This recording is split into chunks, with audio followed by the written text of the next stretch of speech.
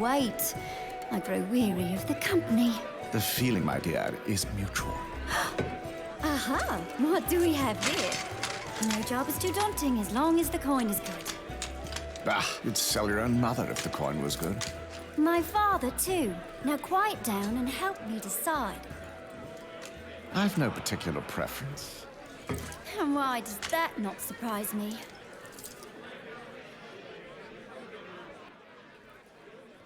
Choose as you will, Midlander. This beast's Our in a fate frenzy the is likes in I've your never hands. seen! Look out! He's right on top of us! Move, lass, move!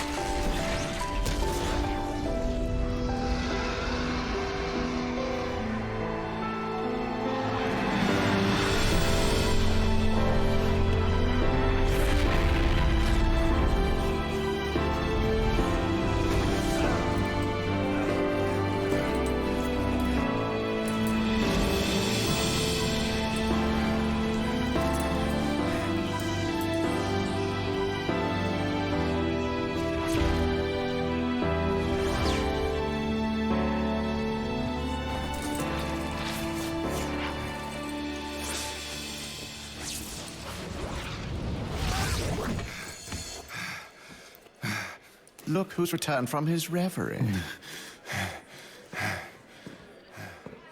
So nice of you to join us again.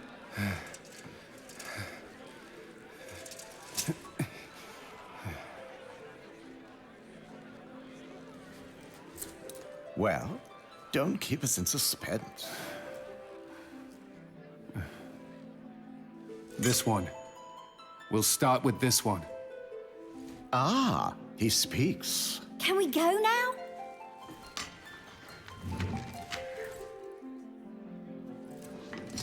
Let us give the bard something to sing of.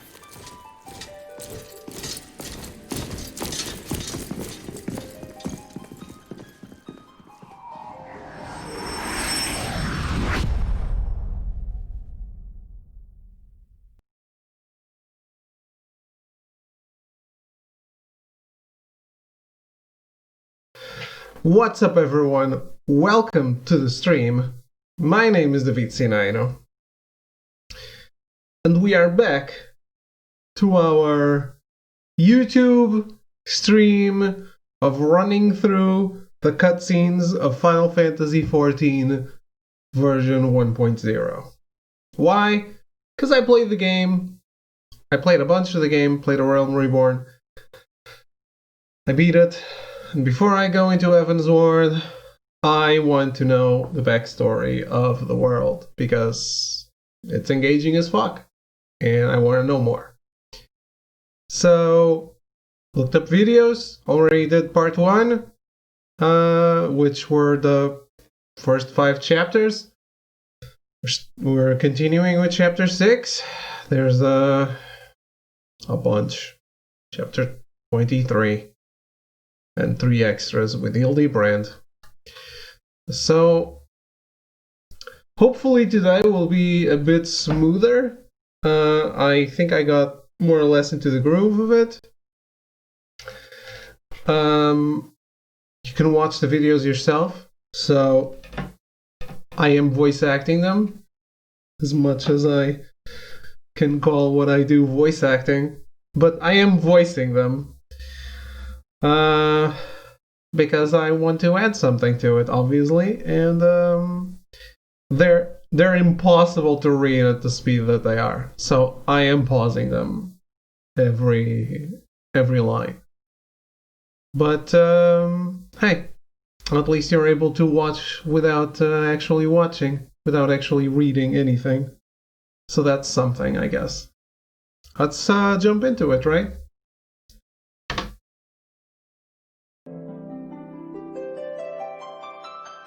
Let me see how the audio is. Seems good. Together we stand. Okay. Gabrielle, which is the main character's name, don't ask me. Would you be so kind as to use your gift and interpret for us what the sylphs are saying?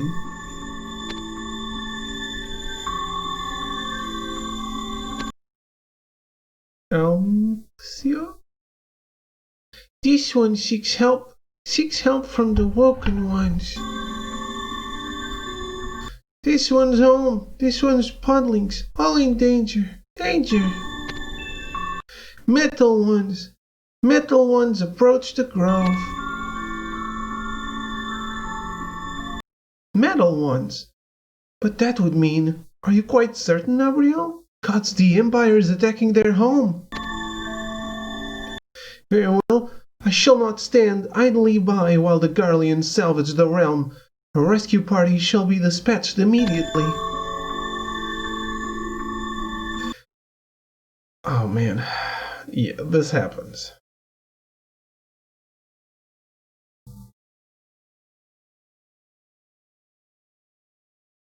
Might I ask that you and your path companion journey ahead to Moonspore Grove and assess the situation for the following party? You need not engage the enemy, only observe from afar and gather information from any sylphs who may have evaded capture. Many thanks, many thanks. These ones must return to the grove. Follow, Woken Ones, follow.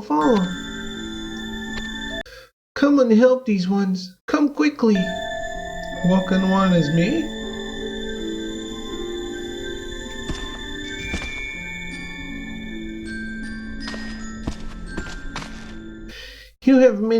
You have my thanks, Abriel. And remember, you are not to attempt this mission alone. The matter is too important to permit such risk. You must promise me you will contact your path companion before you quit Ulda. My path companion? Excuse me?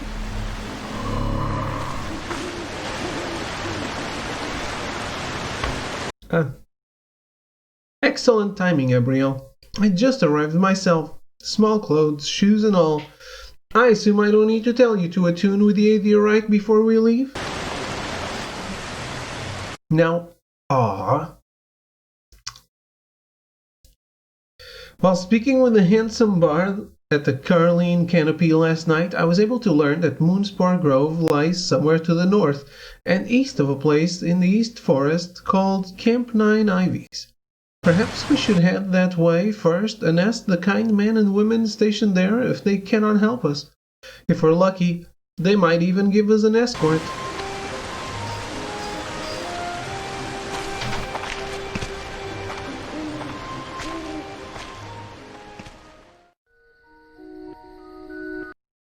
These ones are betrayed. Betrayed! The forest is angered. These ones are undone. Undone!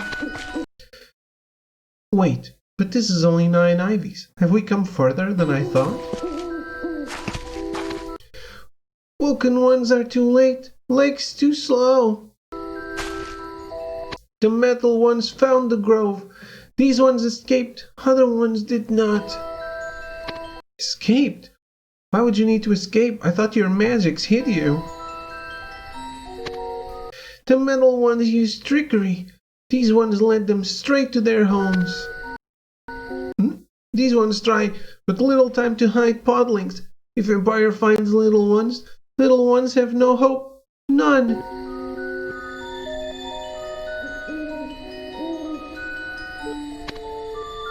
Please, rescue the little ones. Save the podlings. These ones will use their conjuring. These ones will draw the soldiers away. Woken ones must move unseen. Save the podlings. Return them to these ones. But why would we want to go in there, if there is where the Imperials are? There are only 2 of us. Wow, way to be brave, Aryan. These ones will aid the Woken ones. These ones have many magics, powerful conjuring. These ones will blind the metal ones, make the metal ones strike at air. Slow the metal ones, make the metal ones' legs go slow. Stun the metal ones, make the metal ones' minds go wrong. As comforting as that was no doubt meant to seem, I do not have a good feeling about this. I think I may need one of those extra pairs of small clothes I brought along. Wow, white pants though. It's a bad day to wear white pants. What do you think, Gabriel? Is it worth the risk? Yes?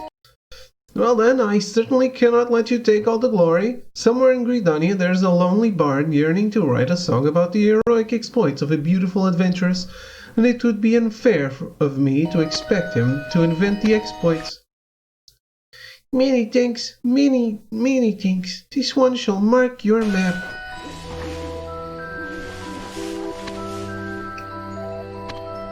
Oh man.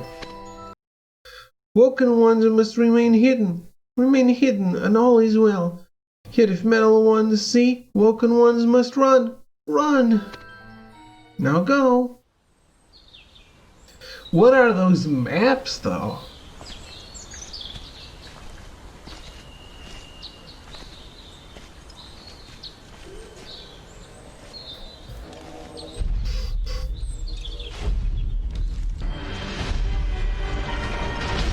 Uh-oh. We never fucked one of these guys.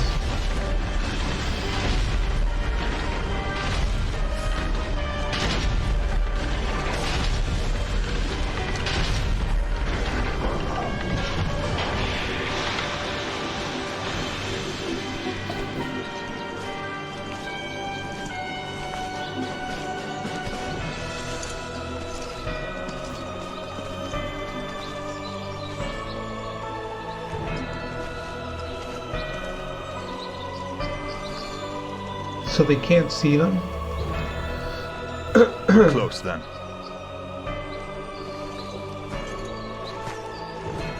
It's pretty cool.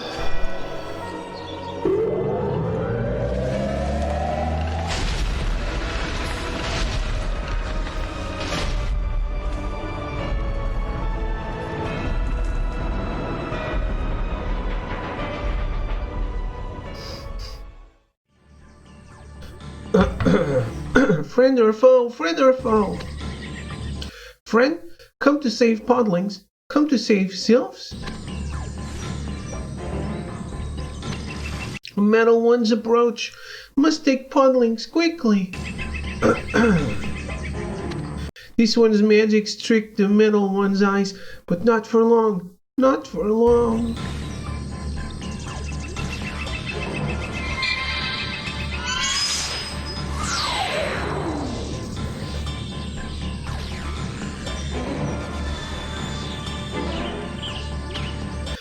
Quick! Rescuing ones must take the podlings. Take the podlings to the one called Flaxio. The metal ones must not see. Rescuing ones must beware. Beware. So kind, so kind.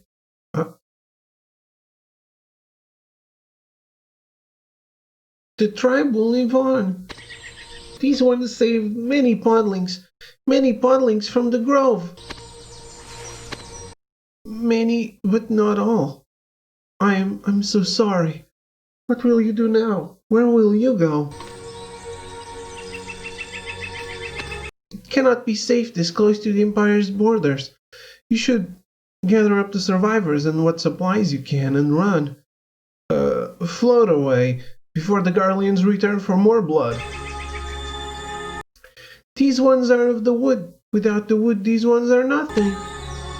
These ones thought of fighting. These ones thought of many things, but the price is too great. These ones will not summon the primal. The primal reaps more pain than good. That one is best left undisturbed. The primal? If the sylphs were to summon their primal, the Emperor would send all of Garlemald down here to stop them. Huh? No, that's Ariana speaking. And then bid his armies capture a few city-states while they were in this neighborhood. Metal ones are the lesser evil. It is the primals who darken hearts, primals who poison minds. See the feathered ones. See the scaled ones. All are changed. The other beast tribes changed?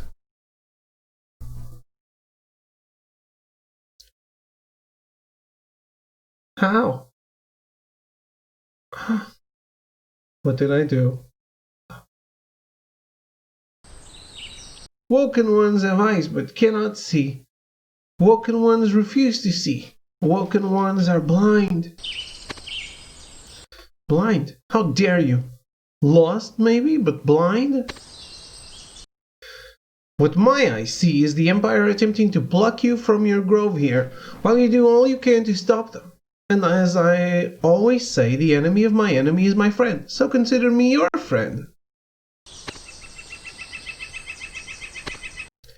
The metal ones are not the only threat. No, not the greatest threat.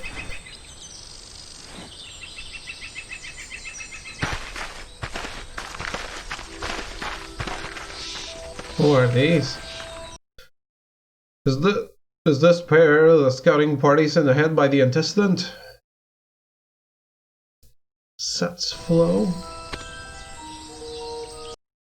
It looks as if they did a little more than scouting, I would say. It matters not. You'll tell us what you found and then leave this place. Your presence here is no longer required.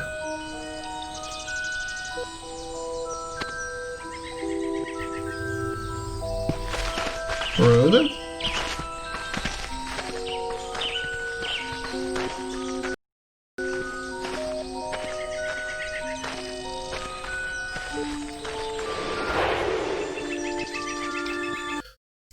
do these pompous prigs think they are?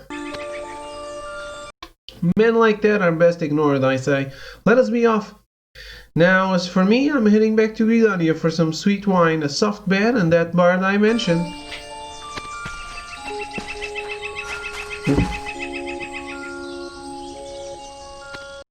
Oh, and I suppose we should also return to the Waking Sands and report to Lady Meanphilia. But that can always wait until my song is finished. Ta-ta! Welcome back from your long journey.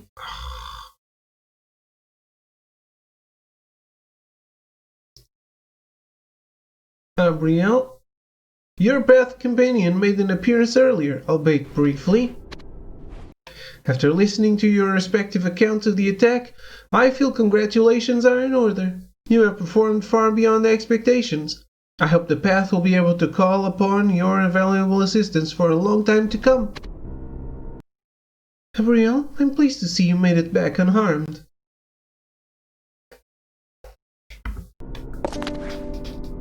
I'm aware that you have already made a full report to Tataru, so I will not trouble you to repeat it. Meanphilia got a real upgrade in clothes, huh? Well, it is not much. Let the small stipend serve as a token of my appreciation. Of all our appreciation.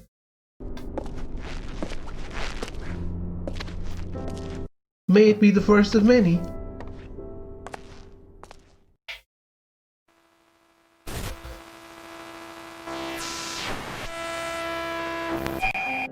I get it, this is annoying for me too.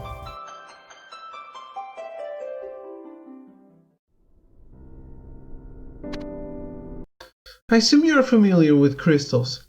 The elementally charged clusters of concentrated aether which craftsmen employ in synthesis? Then you will doubtless have gleaned on your travels that crystals can be difficult to procure, especially in the vicinity of the city-states, where demand is greatest. This shortage is what forces most guilds to purchase the bulk of their crystals from beast tribes who seem, for whatever reason, to possess them in abundance. That is where a certain trading organization known as the Ashcrown Consortium comes in. The consortium works as an intermediary between tribe and guild, supplier and buyer.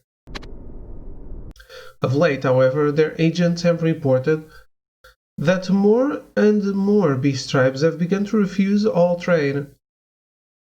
Now, if this trend were to continue, it would not be long before the market price of crystals started to rise, forcing crafters to offset material costs by increasing the prices of their products, or risk going out of business altogether. Lest you wonder why such monetary matters need concern you, I should explain that the Ashcrown Consortium shares a similar goal to that cherished by all who walk the path of the 12, namely, peace in Eorzea.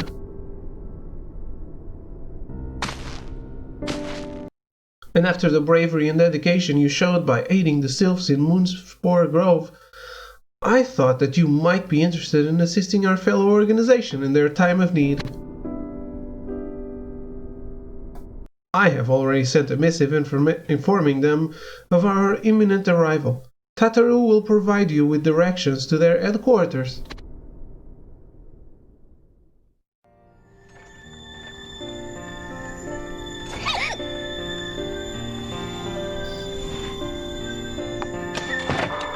What?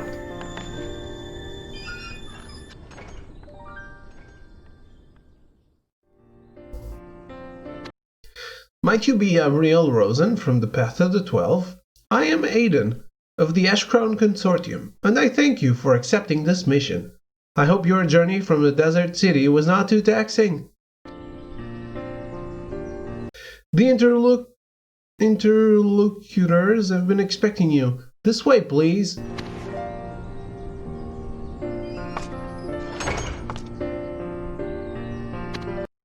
Gabriel, I was starting to worry that you decided to leave this mission to me.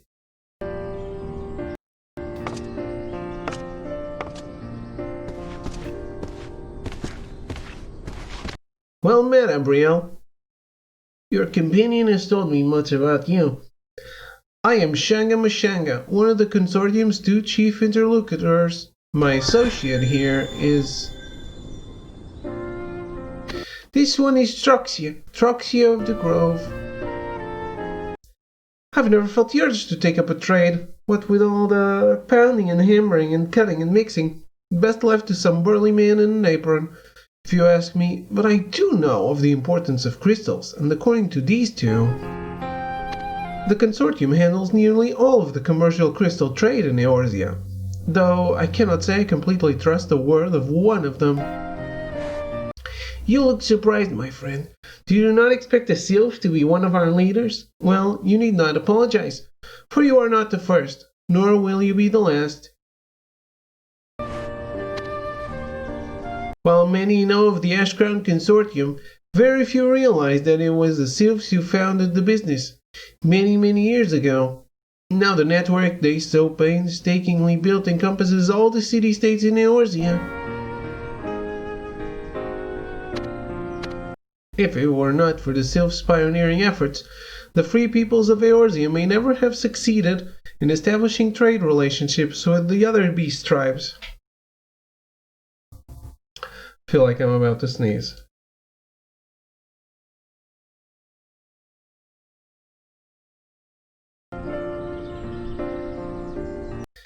If one knows what a beastman wants, negotiation is simple. Was simple. Many things have changed of late. Perhaps you have heard of the primals, or as the Empire has branded them, icons. Who hasn't? They are the terrible gods whom the beast tribes have been rumored to summon. It was discovered that the primal ones require crystals to maintain a foothold in the corporeal realm. This has made the tribal ones less willing to part with the items, less willing to trade. And to make matters worse, we have seen a marked change in their behavior. The tribes have grown more aggressive and violent. Many of our representatives, including sylphs, have been injured during negotiations with our contracts. That is why we petitioned Lady Minfilia for assistance. Do you want us to show some beastmen the error of their ways? That sounds like quite a challenge, but then I suppose you wouldn't have asked for our help if it weren't. No, oh no, violence is not the answer. That is why these ones requested ones with the gift. Ones with the gift can understand. We cannot allow the consortium's relationships with the tribes to grow any more volatile than it already is. That would only serve to hinder our ultimate goal of peace between the tribes and the cities. Yes, I suppose it would. Sorry about that. So, if not fight, what would you have us do? Negotiate, parlay, as only the woken ones can. There's a place in eastern Tantaland where the Amalja converge to excavate crystals. A small party from the consortium has already left for the location. We would ask you to join with them. Al Alafel and two sylphs and an Alafel. Woken ones must find them. Find them and help them. Eastern Tantaland, a dry and dreadful place. But with my complexion, if I don't stock up on the proper products, the burning sun will make leather of me. I have to go. Let's meet at Camp Drybone, all right?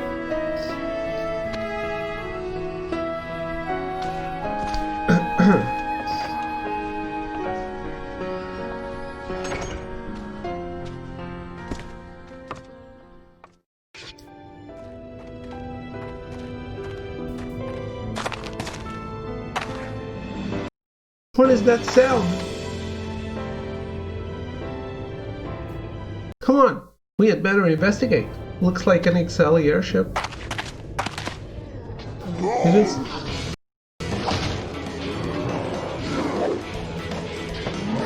fighting the emulsion. The waking ones, what? God damn it. Must halt their walkings. The walking ones must halt their walkings.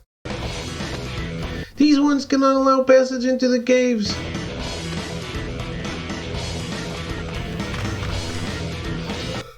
You must leave this place, travelers. Grave danger lies ahead. Nananobi? A bloody battle has broken out betwixt the Ixal and the Emulsion. Two sylphs and the Lalafell, like the party from the Ashcrown Consortium. We have been combing the desert for you three. Why yes, we are. Which would make you the party sent to aid us? You have arrived just in time. I was worried the three of us would not be sufficient to convince the tribes to lay down their blades. Alright, my Sylvan friends, now!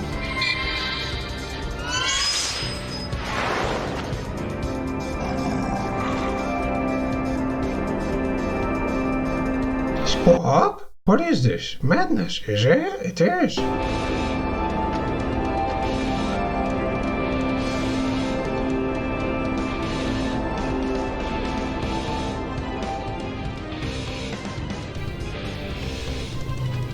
Ashcrown devils. In the name of the 12 and all that is good, you must seize this folly at once.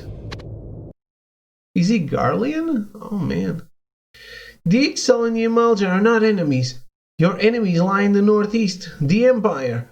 They are the true threat to Eorzea. What will come of quarreling amongst yourselves?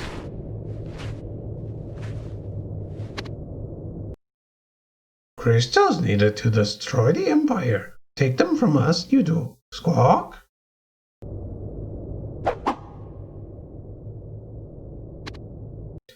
What have you done to forestall the Empire? Alamigo burns while you cower behind arbor bots.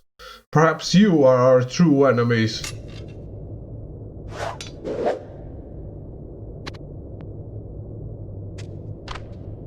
Oh man. Well, they stopped fighting.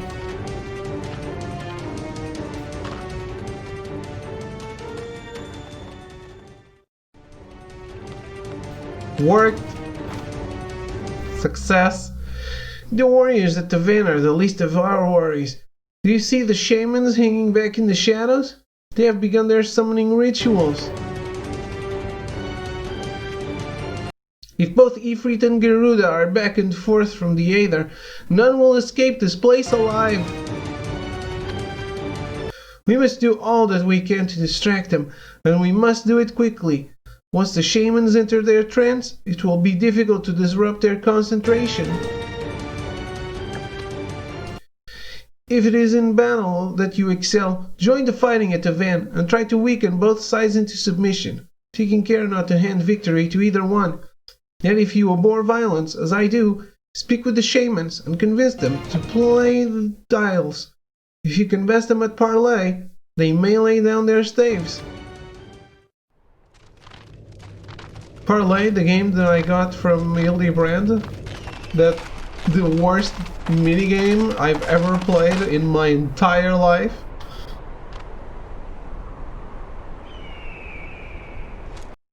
Your fault? These ones in there. Slay you without them, Squawk. Silence. Is it pity you seek? For you will find none here. Enough of your bickering. Both sides are bloody as butchers, with neither any closer to accomplishing that which you set out to achieve. You are unable to stop a mere handful of us from interfering with your petty squabble. What would have happened if it had been the Empire who came calling? Fools! Your intentions transparent. Provinces never. Squawk? The world has forsaken us. We shall not submit to you or any other. Alone we stand, alone we fight. But alone, Scaled Ones will be dying. Must work together.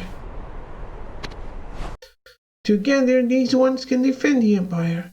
Divided, these ones shall fall. Hear me.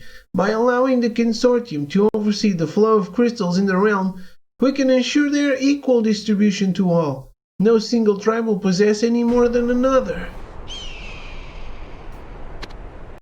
You have worked with us before. You know what I say is truth. Absurd. Enough of your trickery, Gridanian fools. Do you truly believe these sparrows can summon aught but a feeble fowl? Blasphemy, Squawk. Destroy the Empire, Garuda shall. Keep her strong. The crystals will. Nay, as hardened steel is born from fire, so too is the strength of the almighty Ifrit, and this realm's crystals should be offered in his name alone. Bow, lowly birds, and perhaps you will be spared as flames.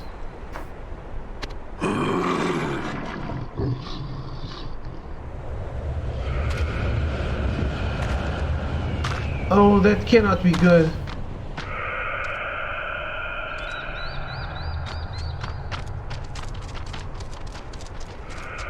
Gods forfend! Sylphs, your magics!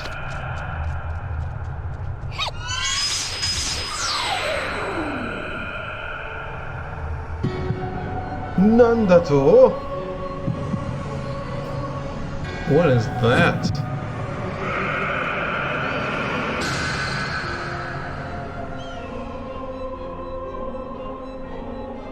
Shit? What is that? An Ascian. Stay back. Far back.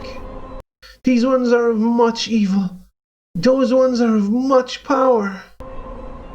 Ascians are already in this game? Has it gone? Our mission is ended in failure. I did not wish it to come to this, but it seems we will have to travel to the Beast Tribe's strongholds if we are to convince them to resume the crystal trade. Crystals are important, but peace is more important. The fighting must come to an end. The primal ones have corrupted the feather ones and the scaled ones, poisoned their hearts, clouded their minds. Corrupted? How much control do these icons have over the tribes? You had best not speak that name around the beast tribes, lest you incur their wrath. Icon is a derogatory term used by the Garleans to reflect their belief that the primals are not true gods, but mere beasts, which the ignorant tribes mistakenly worship. But are they gods? Has anyone actually seen them? Who is to say there is aught beyond the Aether but darkness? Woken ones are blind, woken ones still sleep. The primal ones live not beyond the Aether, but amongst the Aether. The primal ones are here. The primal ones rule. So do the tunnel snakes. Whether they are gods or not is a debate for another time. What we do know for certain is the tribes have stopped selling their crystals to us because they believe the primals need them. And, as you have seen, the whole situation has created a great deal of unwanted tension.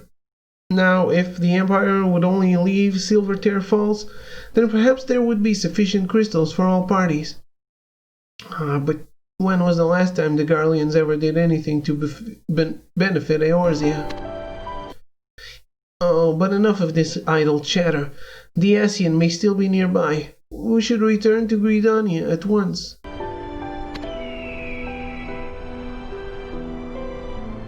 Wait, what is that?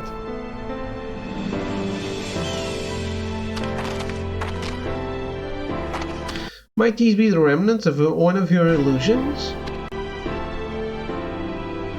Haha!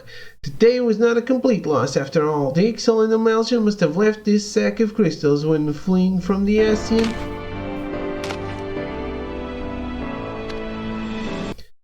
You both have my thanks. Though we were unable to convince the tribes, none of us came to any harm. And that in itself is a victory. I look forward to seeing you again at the consortium. Good day. Farewell. I suppose we should be on our way as well. I shall meet you back at the Ash Crown Consortium, or we can speak with Shunga Mashunga about our richly deserved reward.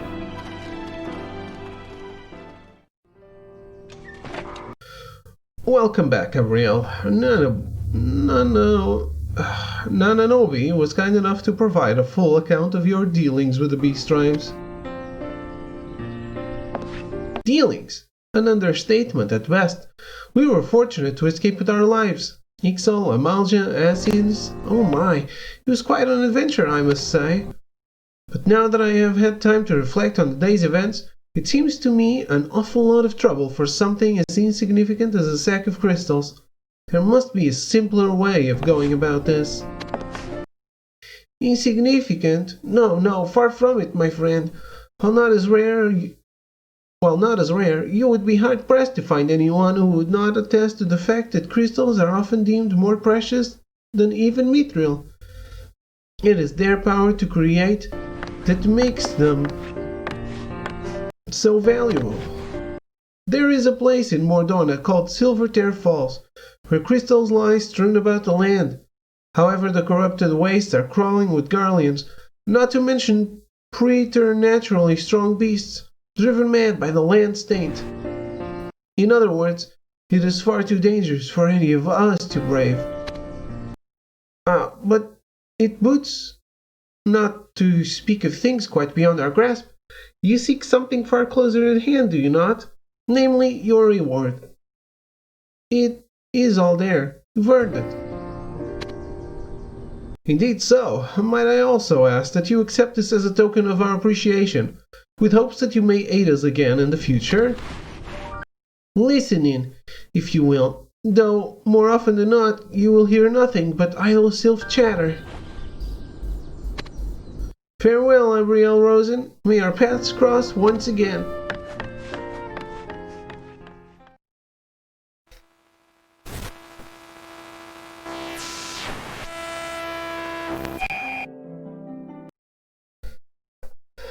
Just a second.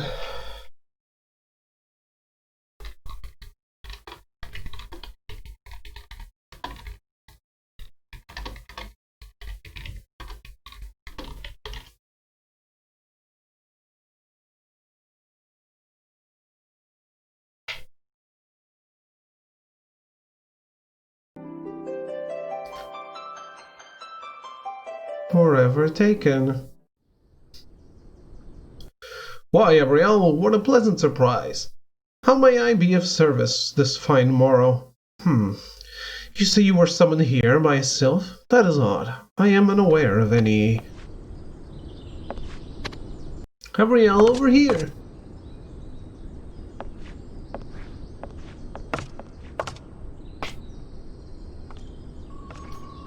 I think this guy only has this cool armor because this is probably from, like, that book in the end that allows you to look at cutscenes again. These ones must convince the Ixal. Convince them soon, or all is lost. These ones have written missive after missive, many offers sent, but no replies received.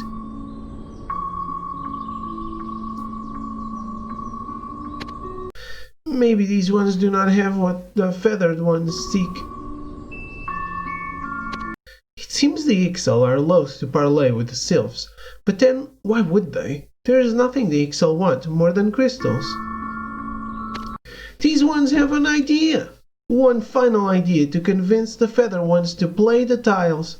Woken ones will find us unexpected crystals. 10 unexpected crystals from wastes of Mordona. Many thanks, Woken ones, many thanks.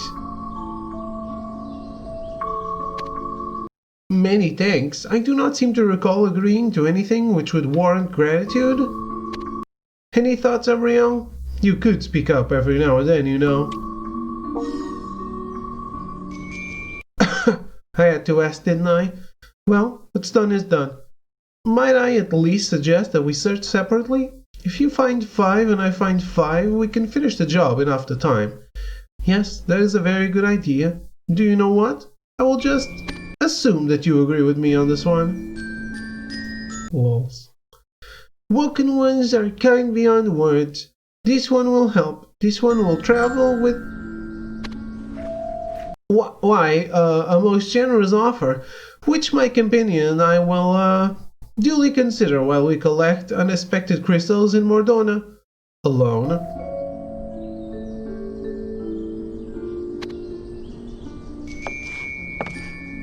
This one is confused. Why would woken ones refuse an offer of assistance? That was rude. She's so rude. Yes, these will suffice. The woken ones have once again come to the aid of the consortium. This one offers the most sincerest of thanks.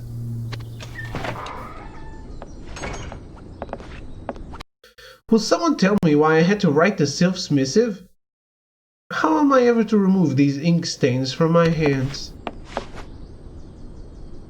She's annoying as fuck. Why ask woken ones? These ones ask woken ones because these ones are intelligent.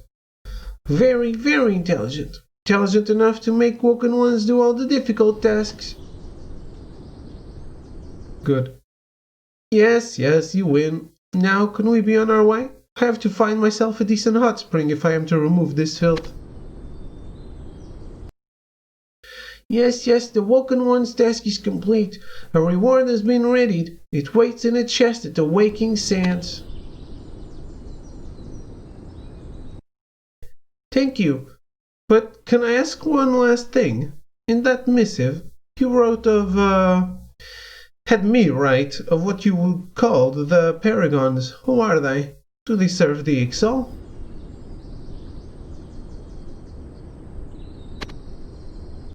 Paragons? The Paragons are not of the feathered ones, nor are they of the scaled ones, or even these ones. It was the Paragons who taught all tribal ones the means of summoning the primals from the Aether.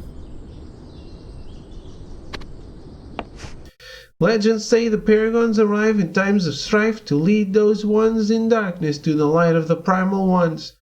These ones have heard rumors that the Paragons have already called upon the groves of the feathered ones and scaled ones. The Asians?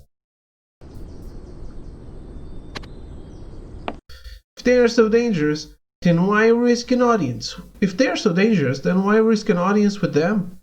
You are asking the Ixal to inform you when they arrive again. The tribal ones will listen to the Paragons. If these ones can speak with the Paragons, perhaps a pact can be forged. Perhaps the Paragons will help convince the tribal ones of their folly. Using an enemy's friend to persuade an enemy. Interesting.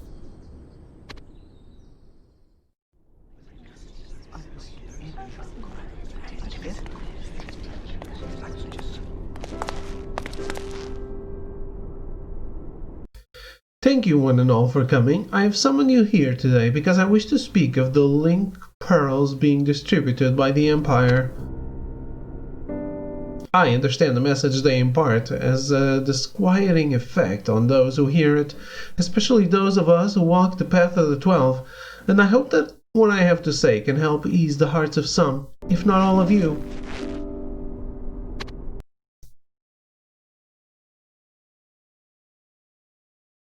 As you all know, and as some of you will personally recall, it was not 5 and 10 summers ago that the Garlean Empire launched an offensive on the northern city-state of Alamigo.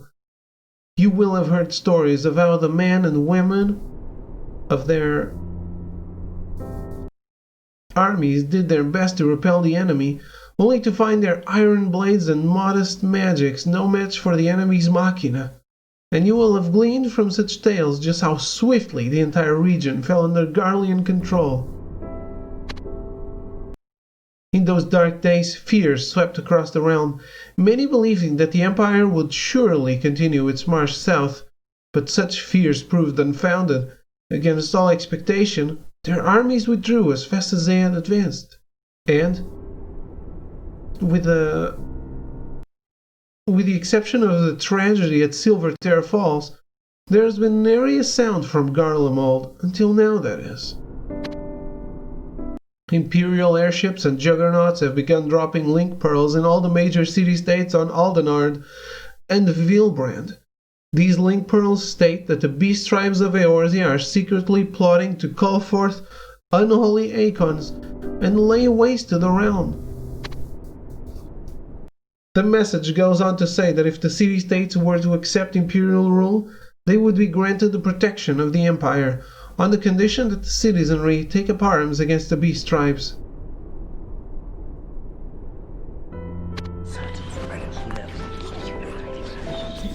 Yeah, that's pretty interesting. And they expect us to believe them? After all they've done? After all the suffering they've caused? We can only look to El Amigo to see the truth in their words. I can see that your words resonate with the hearts of many in this hall.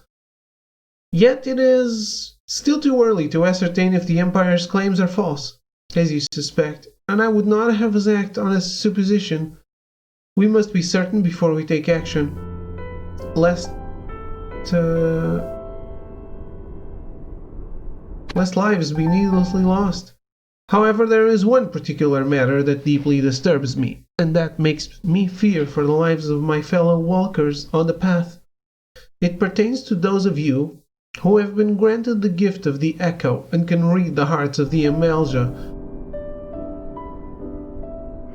and Ixal. You see, in the eyes of the Empire, the ability to communicate with the beast tribes makes you one of them. One of them? This is madness. Me? I didn't ask for this gift. Please, I ask you to stay your hanger and remain calm. I can understand your fear, but the path is here to guide you and protect you. For us to lose our direction is exactly what the Empire wants. We must remain united. If we can succeed in this, it will not matter if we are branded Ethans by the Empire. We shall persevere until our mission is complete. Truth is unveiled and peace prevails. It is critical we remain focused. The Empire cannot break us if we refuse to be broken.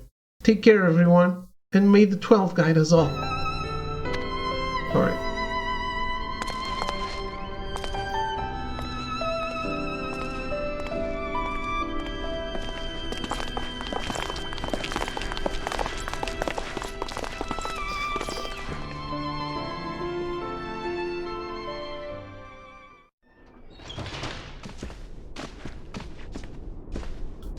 What about the other scions? I know scions don't exist yet, but what about the other scions? Lady Nymphelia, it is clear that you despise the Empire as much as, if not more than I. But what is not clear is what you are doing to stop them, or at least slow them down. You speak of spreading peace and send parties across the realm to help those in need. But what good is all that against the Empire? The realm will never know peace as long as the Garleans are allowed to continue their march. Wow, calling out Nymphelia, huh? And how are we to stop them? Look around you. This is not an army. It is a handful of men and women who have dedicated their lives to making the realm a better place. One small step at a time. What swords have we but our words? What shields have we but our wills? We are doing all we can. But is that enough? You said yourself we are strong if we stand together. Why not use that strength to our advantage?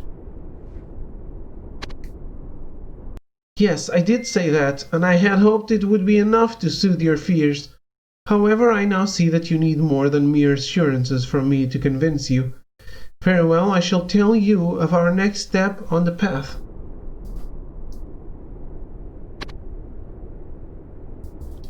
If the Empire can see no difference between ourselves and the Ixal or Amalja, should we not stand together with our newfound brethren?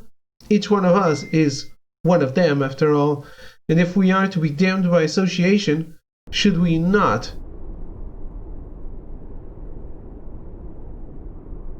embrace those with whom we share damnation?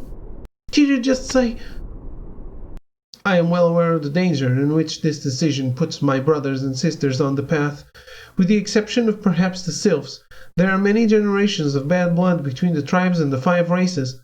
But as you said, the Empire is a threat to all of us in Eorzea, the beast tribes included. Hell Amigo fell to the Empire because it stood alone. Perhaps the strength of the beast tribes is our only option.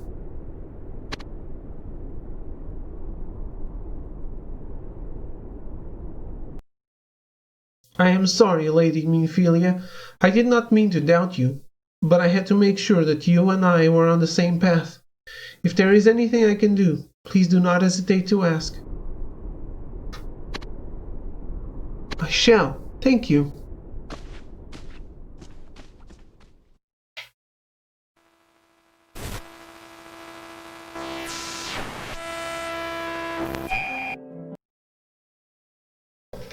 Alright, one more chapter.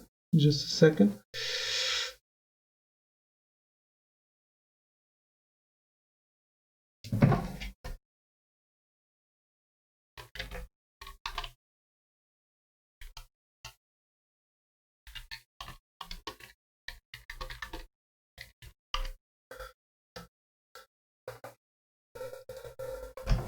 Nerd. I know, man, I know. Ah! My Danganronpa wallpaper.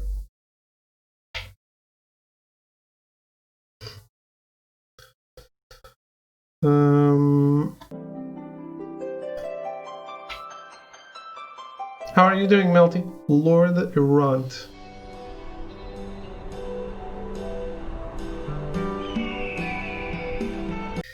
Abriel, you must save me. A most tiresome of journeys this one was forced to suffer. This one comes bearing a missive written in its own hand. Your own hand? Try my own hand. The sylphs had me write another of their missives. However, this one seems it might actually be of some use. It is a message addressed to the Paragon. We are to take it to one of the Amalja guards and say that we need to deliver it to their elders so that they may pass it on to their guest.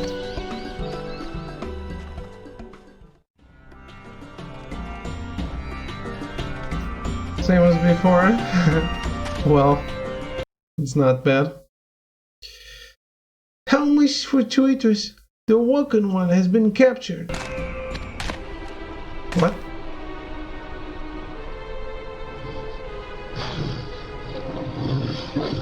Please, I only wish to deliver this missive to your elders.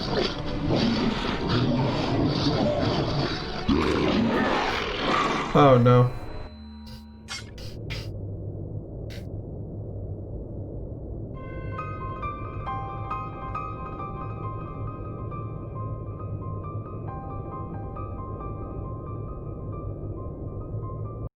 The nerve of those sylphs to run and leave us to the mercy of...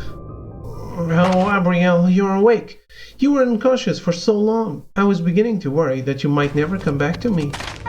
But now that you're back, you'll probably wish that you'd stayed wherever it was you were. There's little to see here. Not that I'm even sure where here is. Though I suppose the depths of Paglthan is a fair assumption.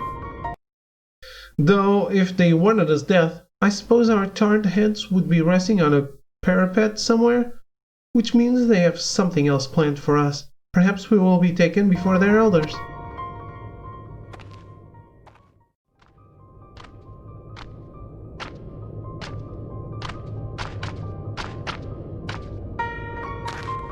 Come.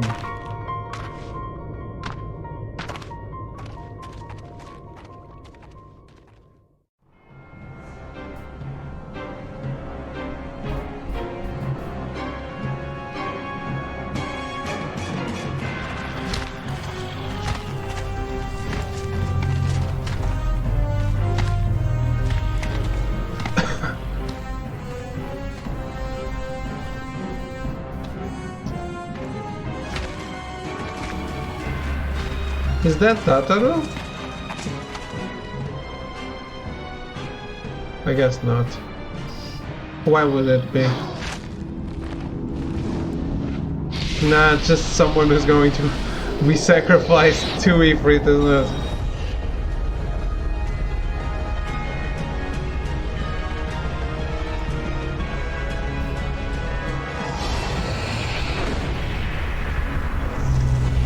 Oh boy. It's happening.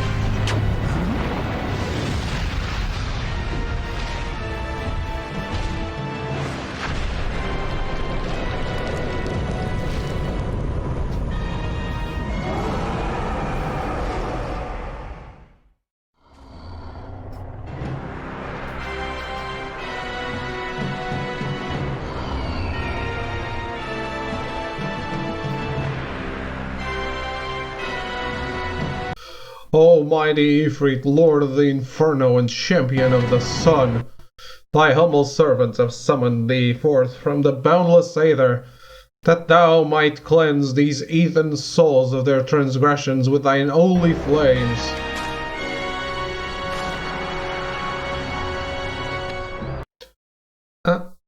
Wow, how fast did you skip that line?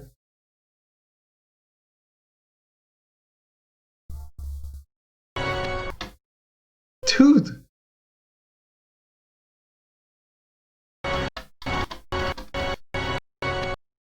No, wait, you have not heard our message. We come as representatives of those who walk the path of the 12. Our ranks are made up of Eorzeans of all different races, trades, and creeds. Yet, we all have one thing in common, a desire to search for knowledge and truth, using what we find to bring peace to the realm. But the Empire would stand in our way. They have threatened us with annihilation if we do not submit to their rule. They have branded the beast tribes evil and bid us make war against your kind. You have seen the ruins of Alamigo. You have seen the horrors they are capable of. You know that if you stand against them alone, as the Alamigans did, you will face the same bloody fate. But you need not stand alone. You can join hands with us, and we can fight the Empire together. Ifrit seems very sensible to this message.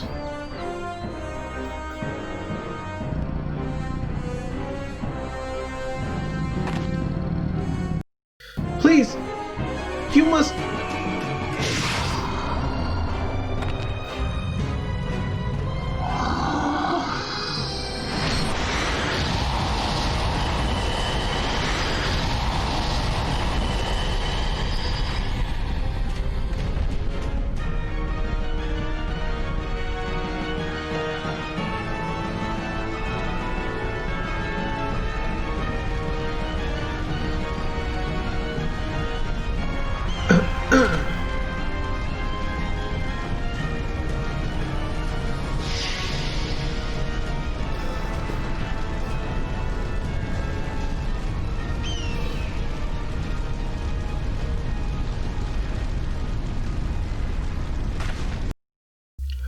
Through our history, your kind has repaid our gestures of goodwill with naught but acts of injustice. How are we to take your utterances as true? We cannot. The heathens must die, their blood a gift to Lord Ifrit.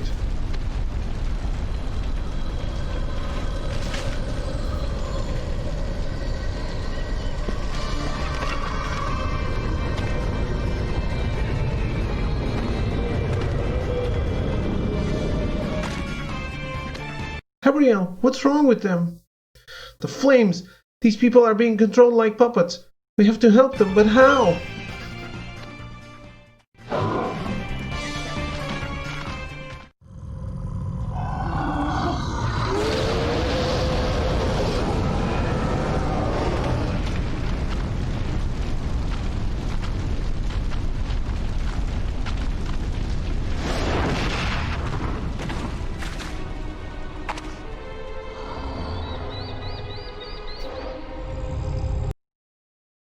You avow yourselves blessed by gods, yet lack the capacity to summon them to your aid. To which do you kneel, mortals?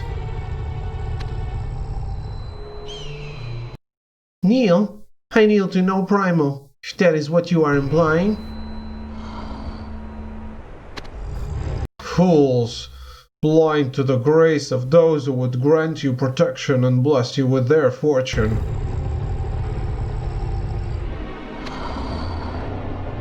Protection? Tell me, who is it that protects me now?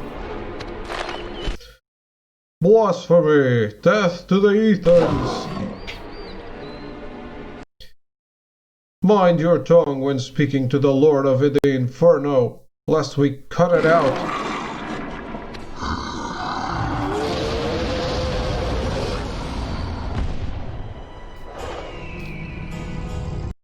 Your blindness is born of ignorance. I smell the taint upon your soul. Is it Garuda or Titan? Perchance Leviathan? What? Who are these creatures of which you speak? Vex me not, mortals. The Paragon warned me of the godless blessed. There can only be one true God in this world, and those without cannot be allowed to roam unchecked. Yet the Paragon has entreated. The Paragon has entreated that I spare you, and so I shall on one condition.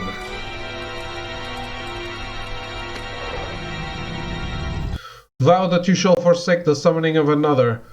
Do so, and your sins will be absolved.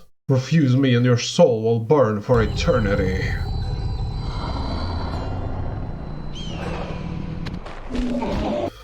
On your knees, heathens, and give your oath, in the name of Ifrit, Almighty Lord of the Inferno.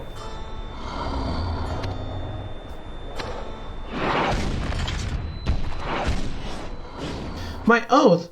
You mean to say I have the power to summon a primal? But how?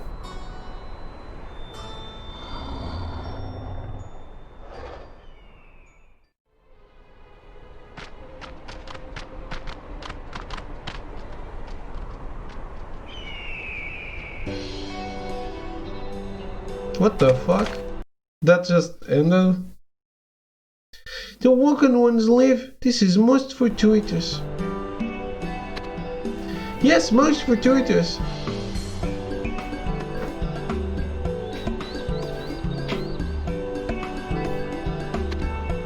But the Scaled Ones refused to read our missive.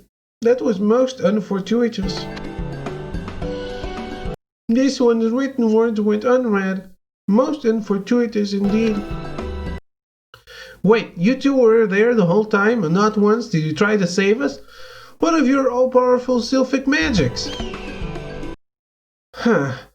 It was foolish of me to ask, but at least tell me if what Ifrit said is true. Do I have the power to summon a primal? The Woken One asks a difficult question. The answer, this one knows not. Not this one, unfortuitously. But even if the Woken One could summon a primal, this one would advise against such folly. Those ones who violate the barrier betwixt corporeal and ethereal are transformed.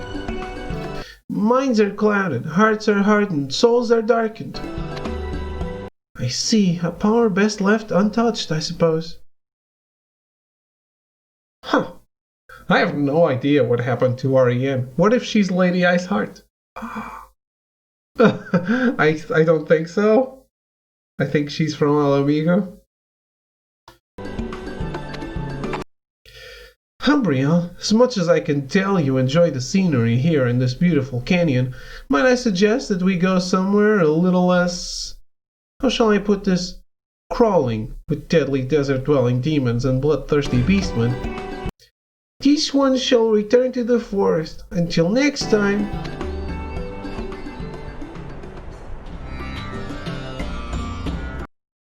us hope next time is not as near as last time. Though I was hoping they would help us locate the Paragon. There's much I would like to ask this person.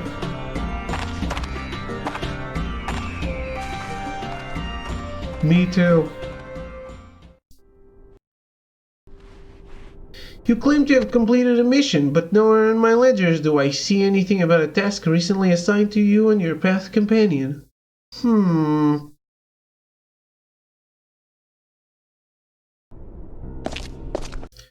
That is all right, Tataru. I shall handle this. Abriel, your partner has already been by to explain what you two attempted in Pagelthan. While I can understand your desire to help, I cannot condone your actions. You could both have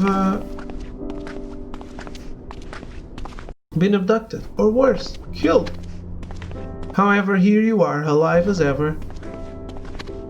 And while I am loath to admit it, you have provided us with some very important information. Ifrit believes you blessed by a specific deity, and that is where you obtained the echo. Perhaps further contact with the primals can lead us to an answer of who or what that deity might be. Unfortunately, as you are aware, continued dealings with the beast tribes will only bring us more danger, as the Empire has eyes and ears in every corner of Eorzea. You must remember this, Abriel, and choose your steps on the path with caution.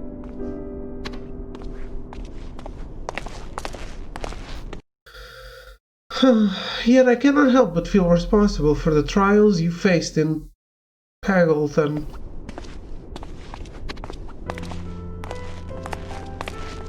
I knew Ariane would eventually attempt something like this, and I did little to prevent it. For that, I wish you to accept this as an apology. However, in the future, I ask that you take heed before rushing head-on into a nest of vipers. You may not be so fortunate the next time.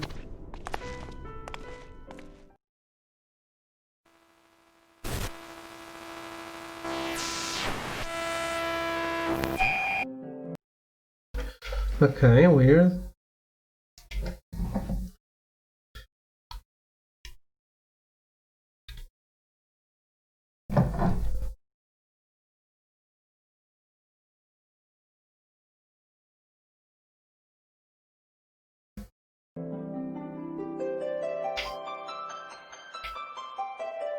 Of men they sing.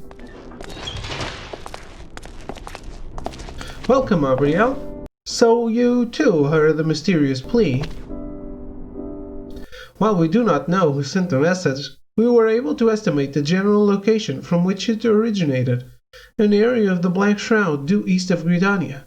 We already have several advanced parties scouring the forest, and I was hoping that you might join them. There will be no need for you to notify your path companion, as she is already on her way there.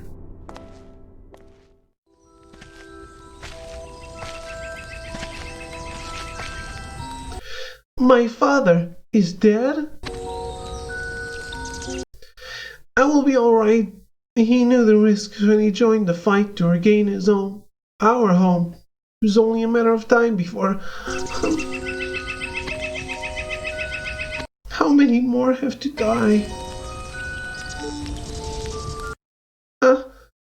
Abriel, how long have you been standing there listening? Thank you for responding to the distress call. My men and I are with the Elamigan resistance.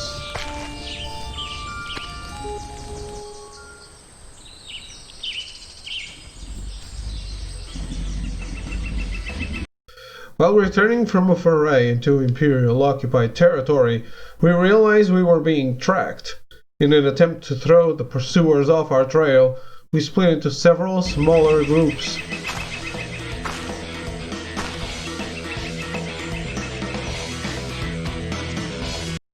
The tactic appears to have been successful, but not without a price. One of my best scouts still remains out in the forest, unable to elude the enemy. It was our message that you picked up on your link pearl.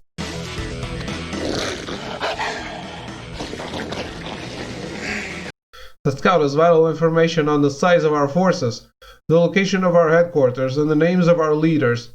If she were to be captured by the Empire...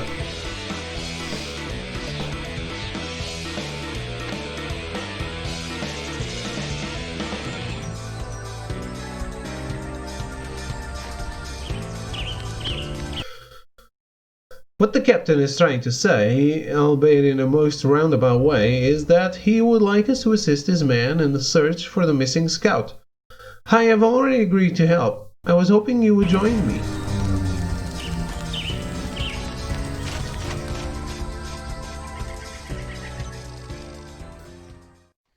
Of course, that wasn't as simple as I thought it would be, but at least we were able to keep the Empire from the Resistance's secrets. Gabriel,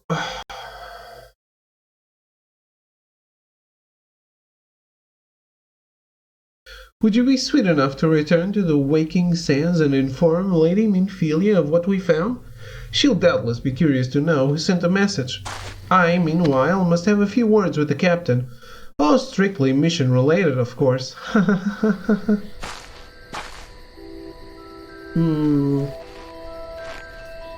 This is very sus.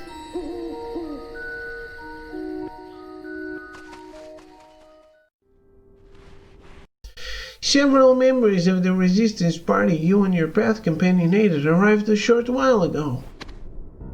The injured are currently being seen in the infirmary, and it is there that Lady Minfilia is questioning their captain. While we wait for the antecedent to conclude her talks, there is something she asked me to discuss with you. I do not wish to sound harsh, but... Yes, I know. No more assignments without permission from the antecedent. That is correct. We are the Path of the 12, not a group of vigilantes. You would do well not to forget that. While there are some of us who may be trained in the disciplines of war and magic, such skills do not represent our purpose, which is to gather information and provide it to those who are better prepared and better equipped to use it. This time you were fortunate that the size of the Imperial party tracking the scout was not too large. However, it is unwise to place your faith in the spinner's pole, for she favors no one man more than another. But I shall chide you no longer. Your path led you to those in need, and you saw fit to lend them your aid. None can deny the worthiness of this act, and it would be foolish of us to let it go unrewarded. You have our thanks.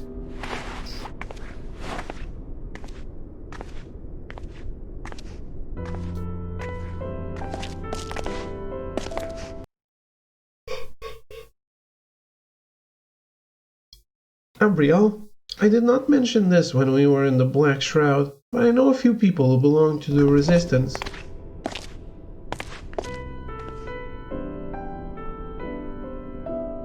And their coming this far south of Alamigo has me thinking they might be planning something big. Linda, thank you for the follow. Welcome to the stream. How are you doing today? I would not be surprised if Lady Minfilia called on us very soon.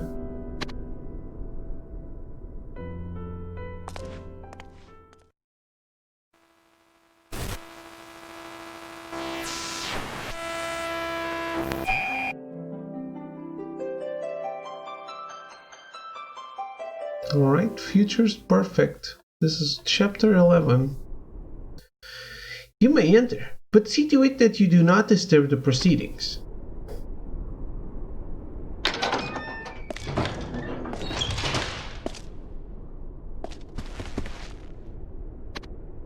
Ah, Gabriel, we were beginning to wonder whether you would ever arrive.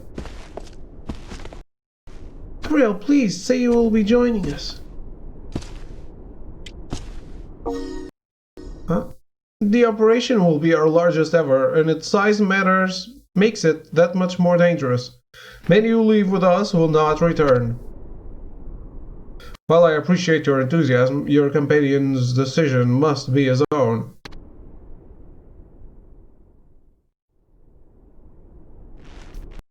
We are but simple folk. Some of us farmers, some of us smiths, some of us husbands, some of us wives, some of us have children, some of us have none but ourselves.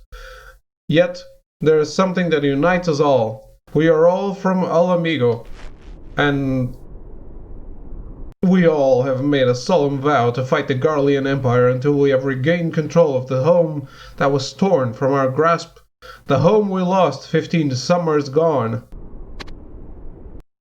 Each day has been an uphill battle, and the Empire a veritable mountain. The might of their machina is beyond imagining, and we have lost countless men to the metal jaws and fiery breath of those terrible creatures. However, for not one moment have we let their size or numbers crush our wills and the sacrifice of every man.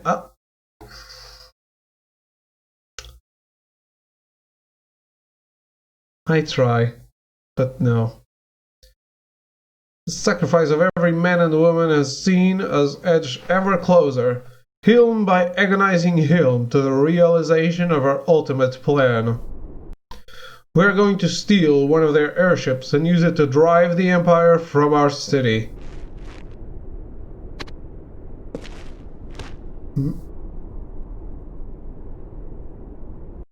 Must be a really big one.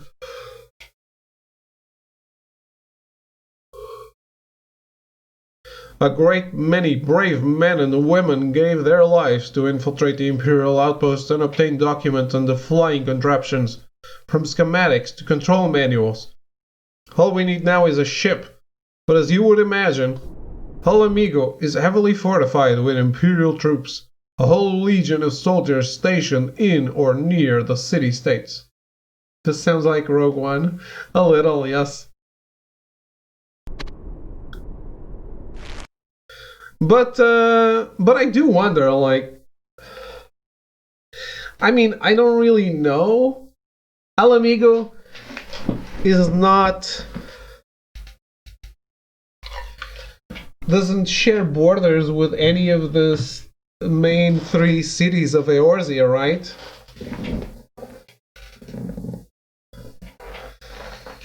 Because I kind of wonder if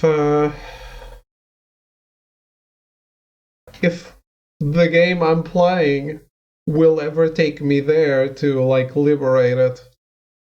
I guess this one already tried, so maybe that's not gonna happen. But I didn't know this one tried that. Or maybe it will happen, I mean, I assume it's somewhat close to Ulda? Yes, because that's where they went, where the refugees went, so that should be the closest one. But in the map, it feels like it's a little further apart. In that big world map.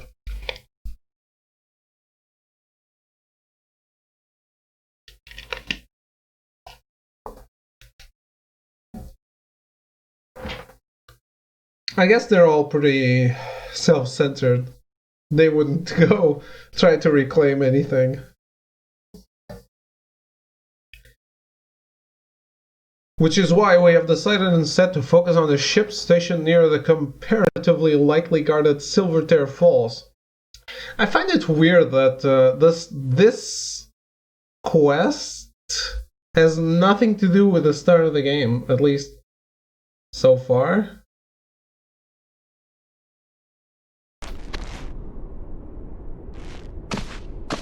It is perfect. The Empire will never see us coming. We cannot fail.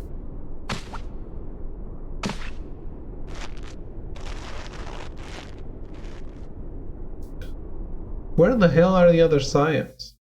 You are mistaken. This is not the first time the Resistance has attempted such a daring plan, and if I recall correctly, all previous attempts have ended in failure, at the cost of many lives.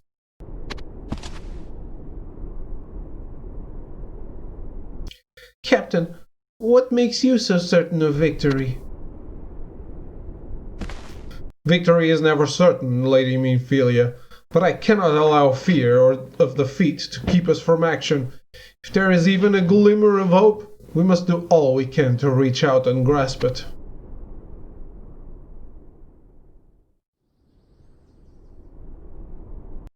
We must try, and if we fail, then we must try again.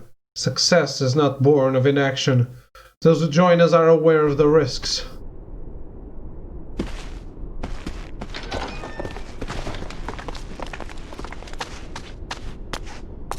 Ariane, wait! I understand why you are so driven to aid the resistance.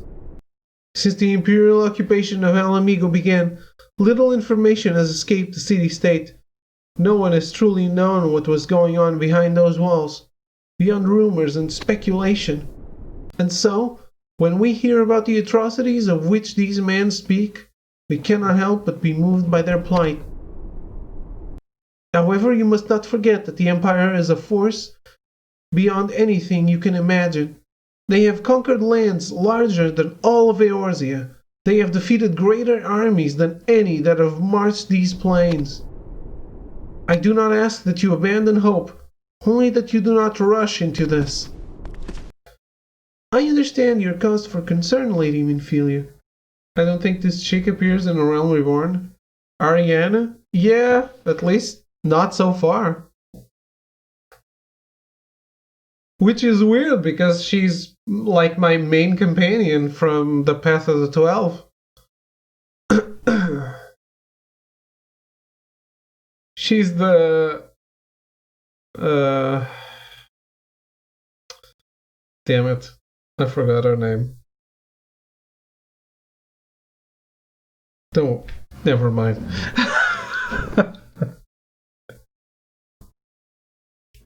Who is Papalimo's partner?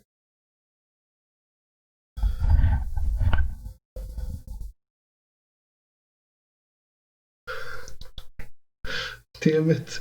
Ida. Yes, she's the Ida to my Papalimo.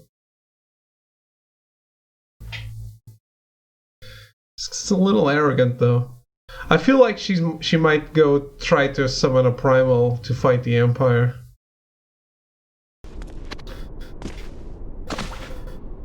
Even so, I cannot turn my back on the resistance. I must prove that the Path of the 12 is more than mere words. Why'd you get to be the Papalimo? Maybe you're the Ida? Maybe.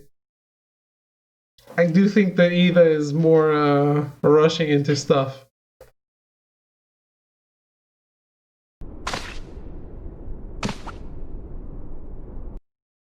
Gabriel, I am sorry that I dragged you into all this.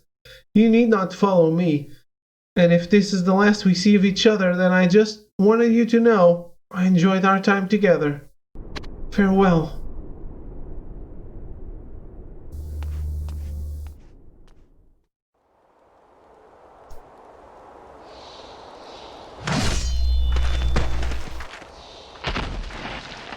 Right.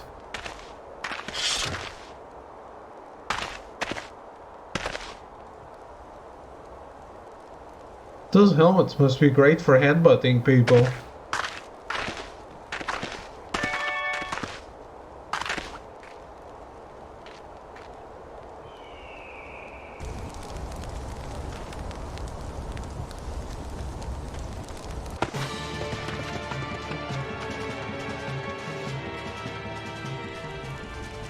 What the heck? What was that cutscene? The lack of context makes some cutscenes a little weird. But I'm greatly enjoying seeing this. Did they steal that?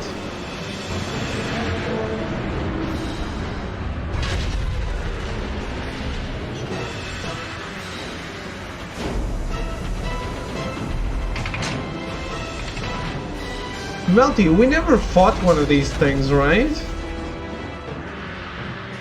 I guess they were discontinued.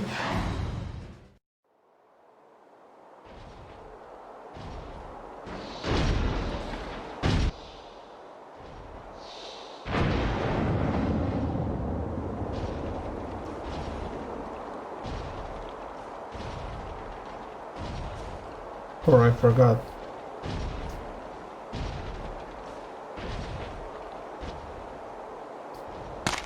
Don't remember fighting stuff like that. It's a shame. You seem interesting. Gabriel, I thought I told you not to follow me. Well, if you are here, then you might as well make yourself useful. We are to create a diversion and draw the Imperials from the airship, while another group attempts to board it. Follow me. So, is this Alamigo? Are we in Alamigo right now?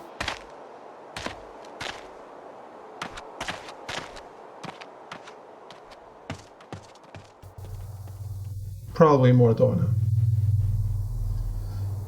Ah, yes. Looks like Revenant Hall area. Yeah. Look. There's the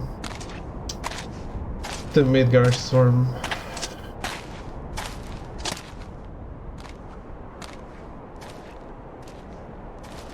I think. No, Yay, voices! cannot be.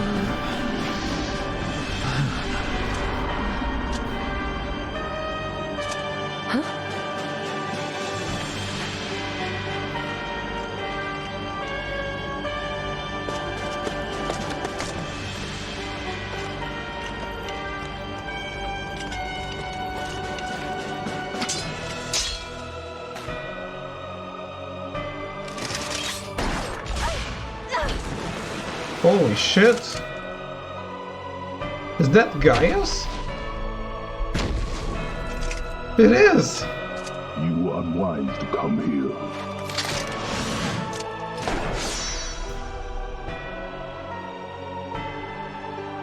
Tancred! Impressive. Yes! What the fuck? That's awesome! Wish. This is awesome though!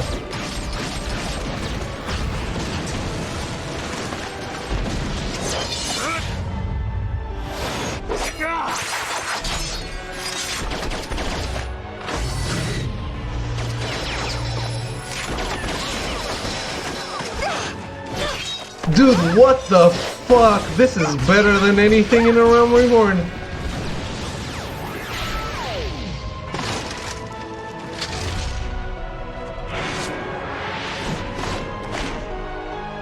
The cloying stench of shadow lingers still.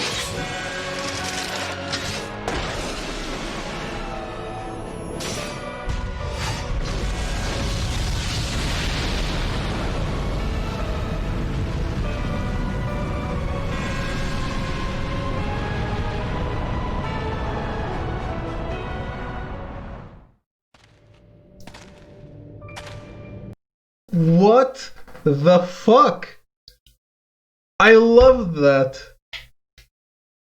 The Scions were fighting and doing stuff and protecting themselves and casting and attacking. Awesome. And it felt like we were a party, even though I just met them.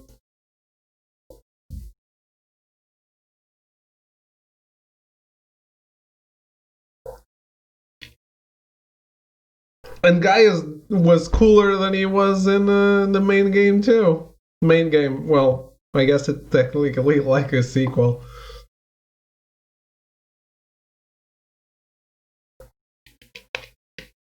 Holy shit. What an amazing cutscene. So happy I decided to see this. That's exactly what I always wanted from the Scions, like watch them work together as a group.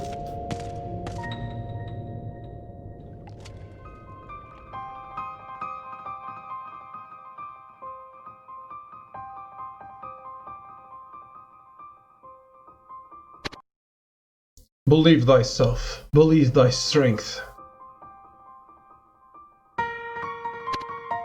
Know thyself, know thy weakness. Thou art alone, one amongst many. The land is alone, one star in the void. See through the lies, see beyond the words of deceivers. Follow the truth, follow the whispers of verity. Protect that which must be. Destroy that which must not. For calamity draws nigh. The end is upon thee.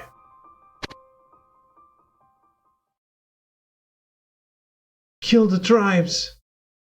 David at 5 in the afternoon, what? Hey, sometimes you just gotta stream. How are you, Cheapy Nuts? Kill their gods! Kill the tribes! Before the land doth perish!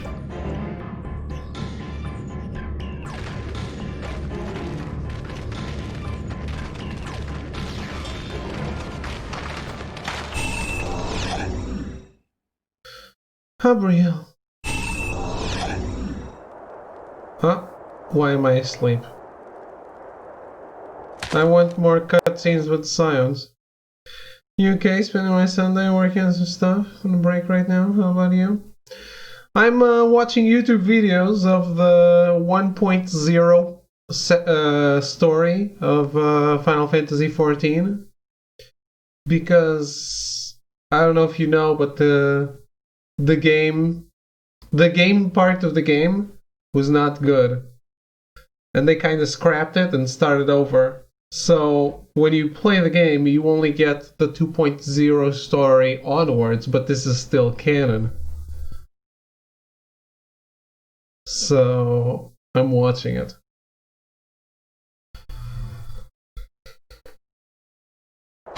Are you alright? You were positively thrashing about a few moments earlier. I think it's only a scratch. Nothing as bad as you suffered.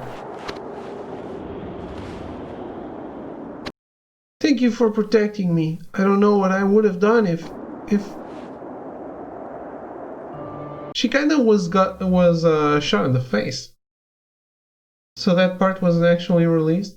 It was released. It was live for almost 2 years.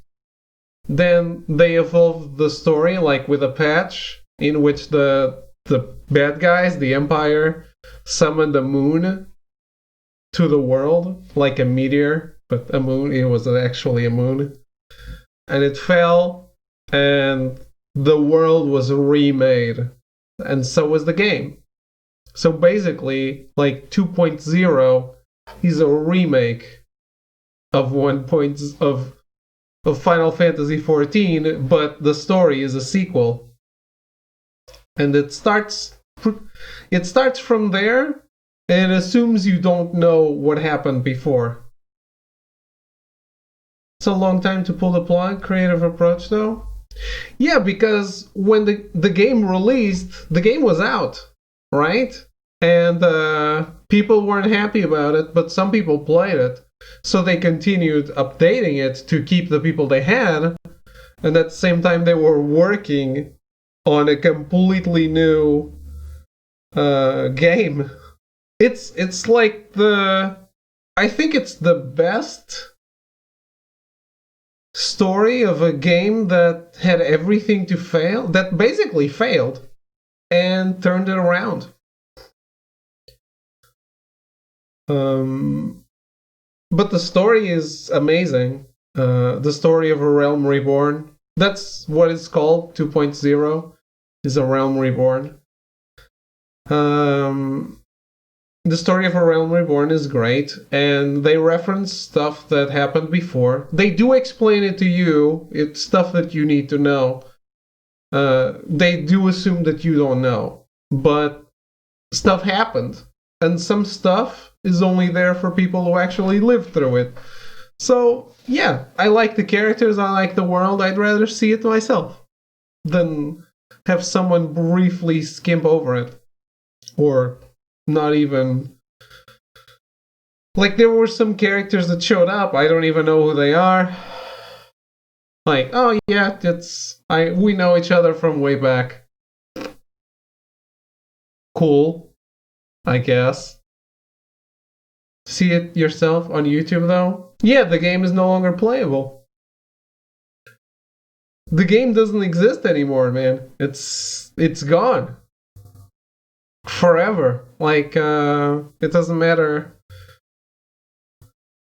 If you had it, it was updated to Realm Reborn. If you didn't have it, it's gone. It's gone. It's impossible to play. So YouTube is the only option.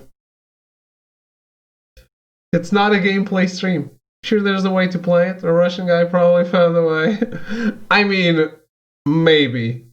Because it's a PC game, so there must be a way around it somehow. But I'm not about to play an MMO. An entire MMO by myself.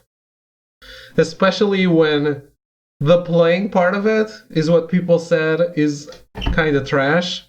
Or trash. So yeah, cutscenes is good enough for me. We're watching a movie together, why not? But I have to voice it because it's not voiced. Mostly.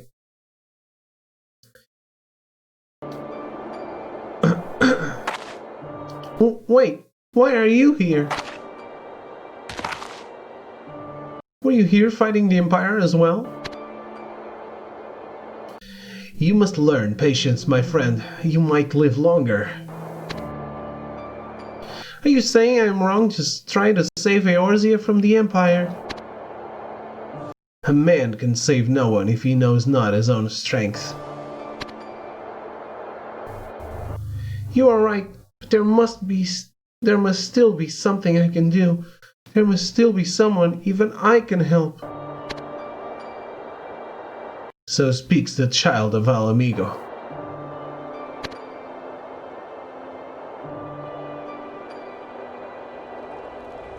Yet, you also have been blessed, been woken. If you would only seek the one who gave you that power, you could be granted so much more.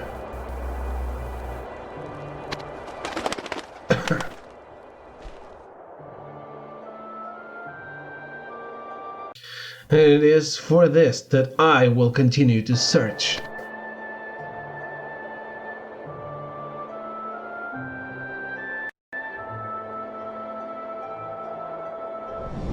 Wait, you cannot leave yet!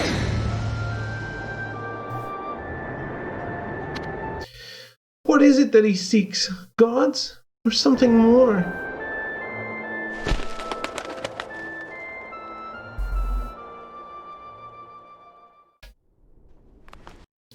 Take the 12, you're alive! Where is Ardian?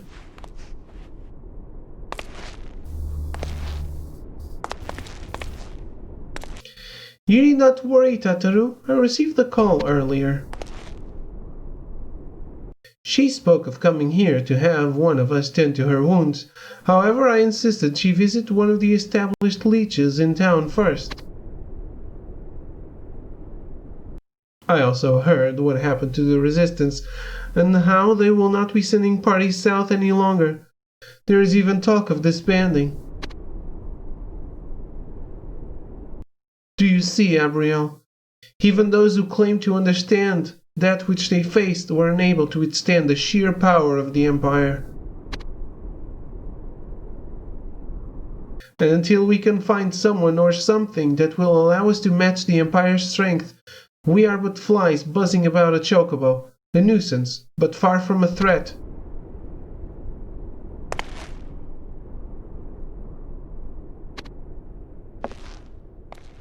It's a very visual metaphor.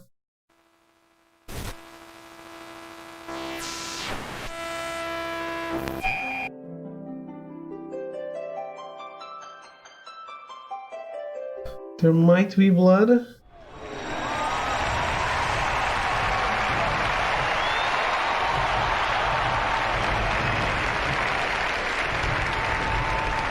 Oh, Robot.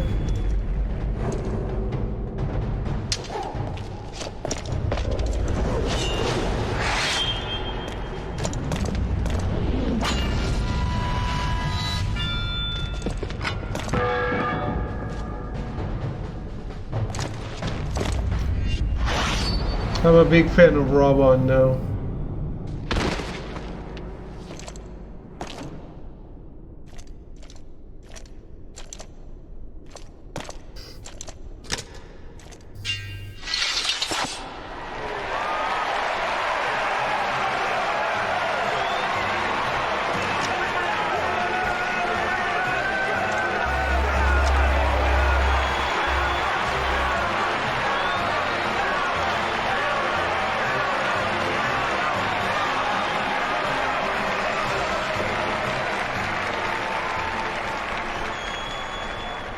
good music.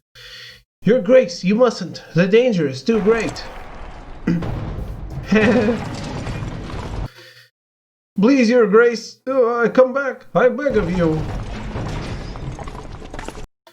It seems you're the one who needs looking after, Marshchamp. No, no. Robin! Your Grace. I have kept the promise made, Your Grace. So you have, and in time, so too shall I keep mine.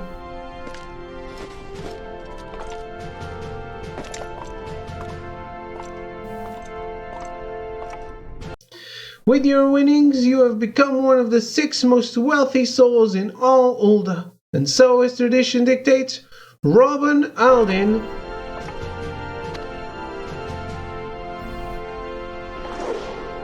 you have earned yourself a seat on the syndicate.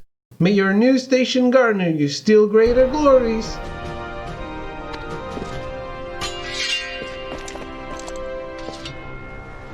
I am honored, Your Grace, and vow to serve with every fiber of my being, from this day till my last.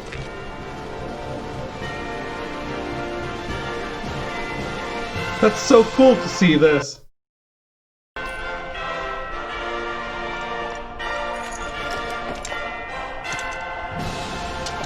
Long live the Sultana and long live Ulda! This is organized crime.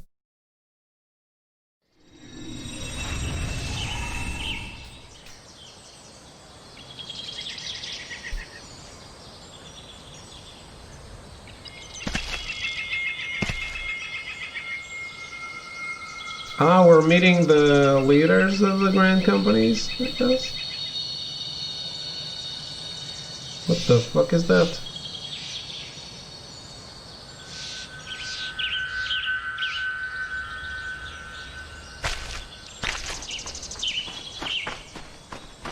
Oh, I know you two. Connie, is that you?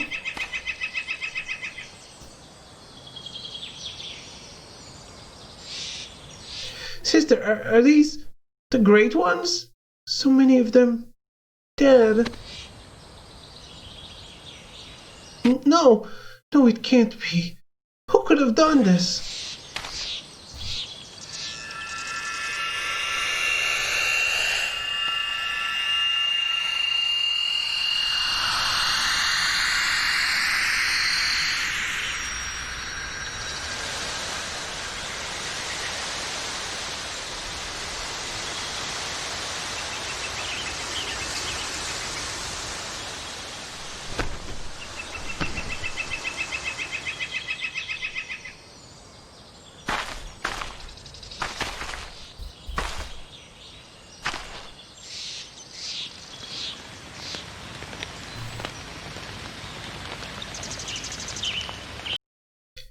Soon, our own time will come, as theirs has, and when it does, we will follow them down the path they have taken.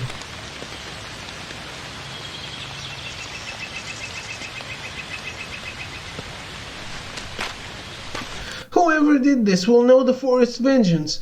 I vow to find those responsible, sister. I pray that you do, Ryo. As for myself, I will see to the protection of the Gridanians. Their protection? Surely you don't mean to return to the city, to stay there? What, the forest? Yes. You mustn't!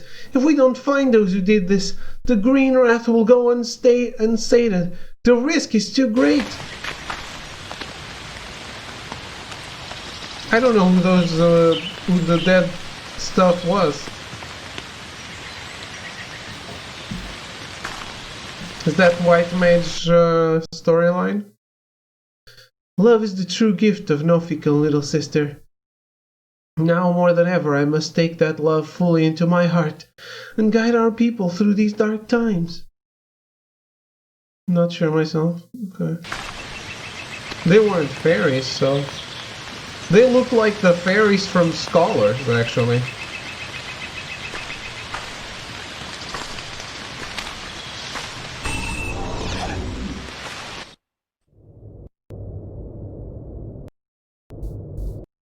Hey, being blessed with the echo does not give you the right to spy on whomsoever you please. God's sakes, man, we're seat seers of Gridania.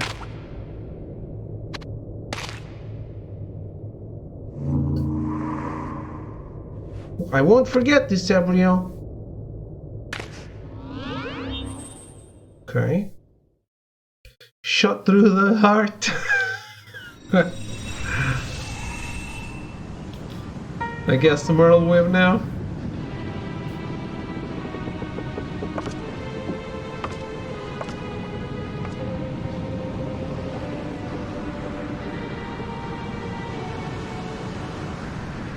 These are much better introductions to these characters, by the way. We see them not just being pencil pushers. It goes a long way.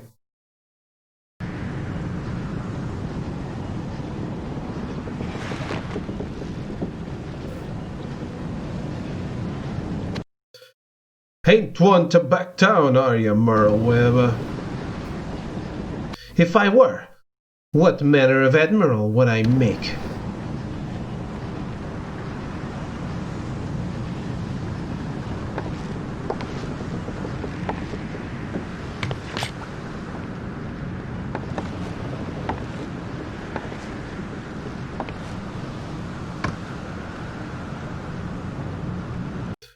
Not at all. Me ships are yours. May you lead them to glory.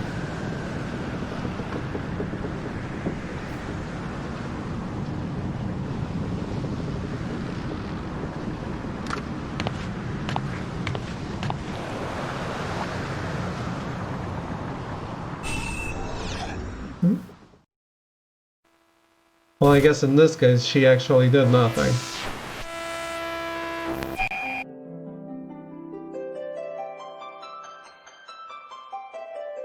Career opportunities?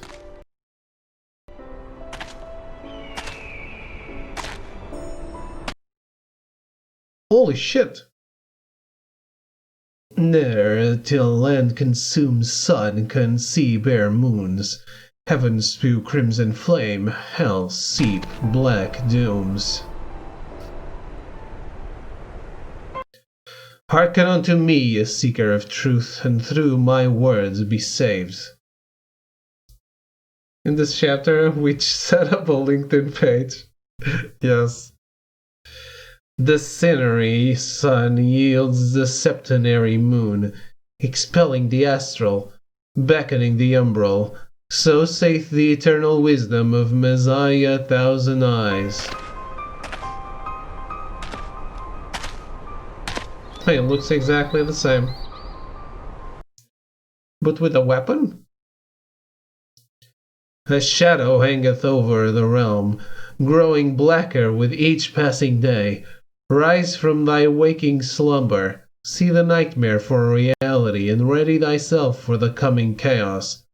Darkness descendeth, but surrender not to despair, for the future is forged in the flames of the present. Child of everlasting dawn, hast thou the courage to face the night?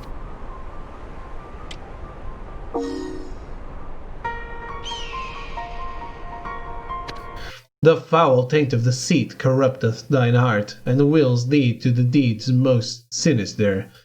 I have sensed the hand that guideth thee, and know of its intent. Full oft truth lieth not in that which is spoken, but in that which is left unspoken.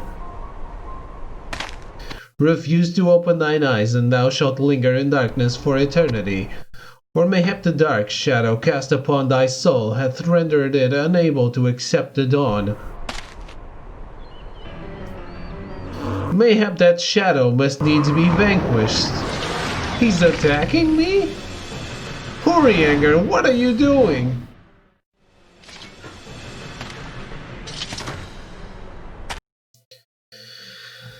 Ne'er till land consumes sun can see bare moons. Heaven spew crimson flame, hell seep black dooms. Gabriel, well, this is a pleasant surprise indeed.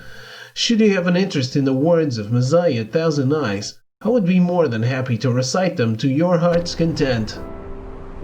I confess I am glad to have journeyed so far in search of my inspiration and muse. For the noble display you have shown me this day, I shall repay you with a kindness. I shall tell you of the prophet. More than 1,000 years past, a great calamity was visited upon this world. Across the sky a terrible blackness spread till no light could be seen, and then descended, seeping into the very hearts of man, and thus was he sorely afflicted, and his ways perverted. Chaos was in all places all at once, and myriad creation was destroyed.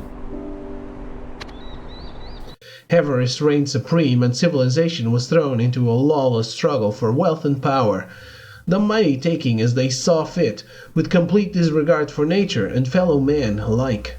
Evil begat evil, and ripened unchecked, taking on the sickly sweetness of rot, near to bursting and rank with the promise of decay.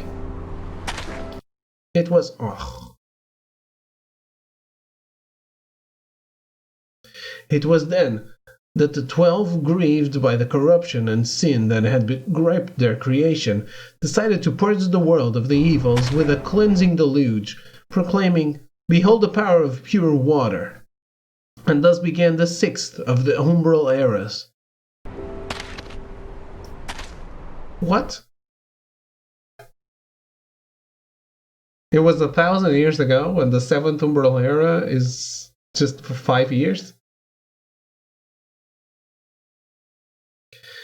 There's a moral in this story for those wise enough to find it. You see, it was we mortals who brought the great flood upon ourselves and our world, having left the gods no recourse.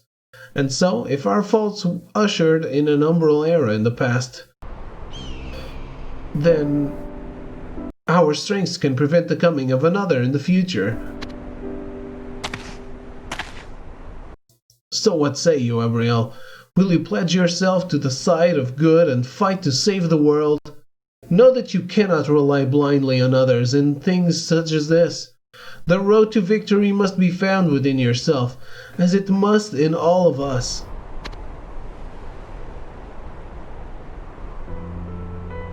God, speaking to you has given me the most sublime idea for a poem. You are my muse, Gabriel. Truly you are. You must mean Ashlot. But I shall take up no more of your time, nor you of mine. Until our paths cross again, be good and be well.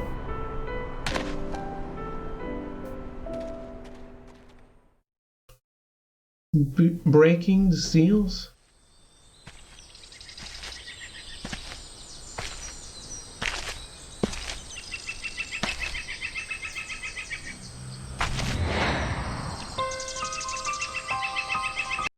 Ne'er till land consumes sun can see bare moons, heaven spew crimson flame, hell seep black dooms.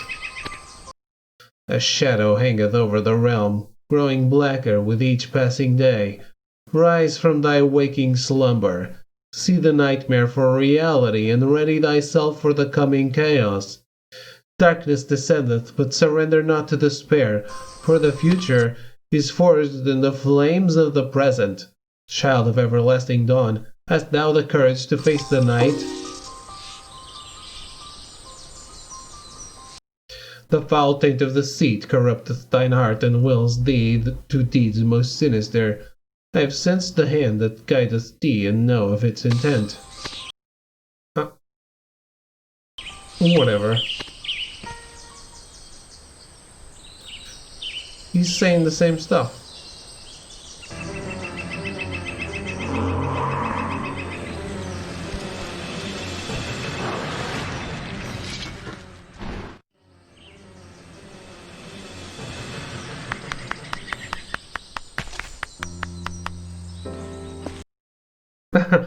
He slid. Remarkable. I'd not thought you capable of defeating an Archon's familiar. You don't lack for strength, do you? I must admit, I thought myself bound for the realm of Thal when that Archon appeared. He's a cold-blooded killer, if rumors are to be believed. Think the 12 you arrived when you did. What the hell is going on with Urianger in this game? Better still, while you were occupying Urianger, I was able to attend to the business which brought me here.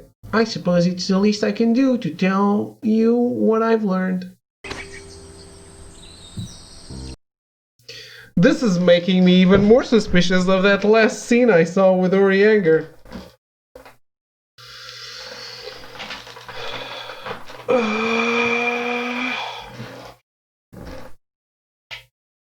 Of these prophetic verses he is spreading, recounting the death and rebirth of the world, 6 are known, but Urianger claims to read from a 7th.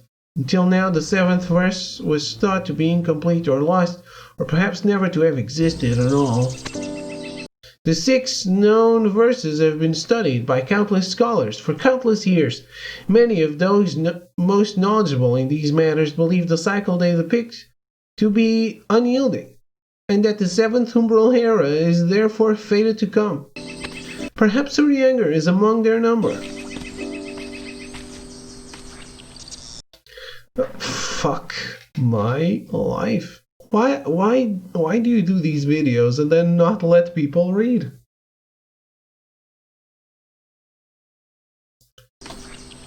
Frustratingly, Urianger's words leave a lot to interpretation. One could take them to mean that there is hope, that the future can yet be changed. Of course, that is but one of many possible interpretations. Still, I for one would like to believe it. Surely it is better to strive toward the goal than to despair and invite the end. And you now know of all these things. When the time comes, will you be willing to pledge yourself to the cause, to do what must be done? I suppose that's that then. I'll be off now. If you don't mind, I've other matters to attend to. You must observe things with unclouded vision, see reality for what it is, and let your heart guide you. Thank you, Peps. The price of integrity.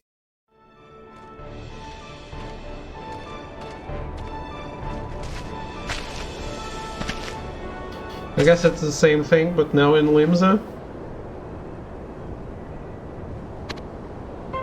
Yes.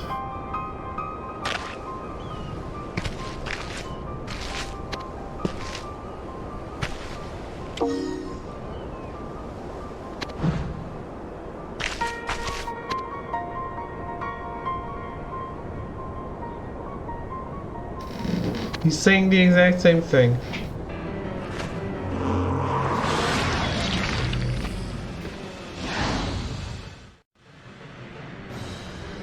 Yashtora? Yes! Haha! It is unwise to engage an opponent before properly gauging his strength. Have you sustained any serious injury? Good. Now perhaps you would begin by telling me what it is that brought you here. Might it be that you have an interest in the Archon's prophecies? Curiosity is known to have killed the Coeurl, yet it is the thirst for knowledge that drives man. Why didn't curiosity kill the Mikote? Is the thirst for knowledge that drives man to the truth. You have taken a great risk this day, but I would expect naught else from an adventurer such as yourself. Or could it be that you are merely afraid? Afraid of the surging darkness that nears our borders, even as we speak. You have no doubt heard the whisperings of the 6th Umbral Era and the cabal of mages at its center. Yes, there are those who claim it was the mages and their unholy pact with the demon lords of the 7 hells that triggered the cataclysm. But there are others who believe it was the mages who led the realm out of that dark age. Who can say which is true? No man alive. Yet one thing is certain, the rise of a 7th Umbral Era is inevitable. Oh man, she has Kagebunshin no Jutsu. The question is not when it will come or who will usher it in, but how well you are prepared.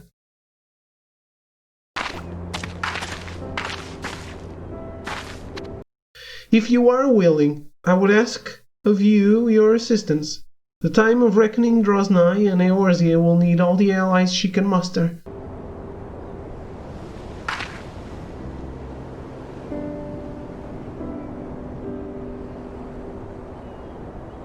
Together we may be able to save the realm, but first you must look into your own heart and decide whether the path you walk is truly that of the righteous.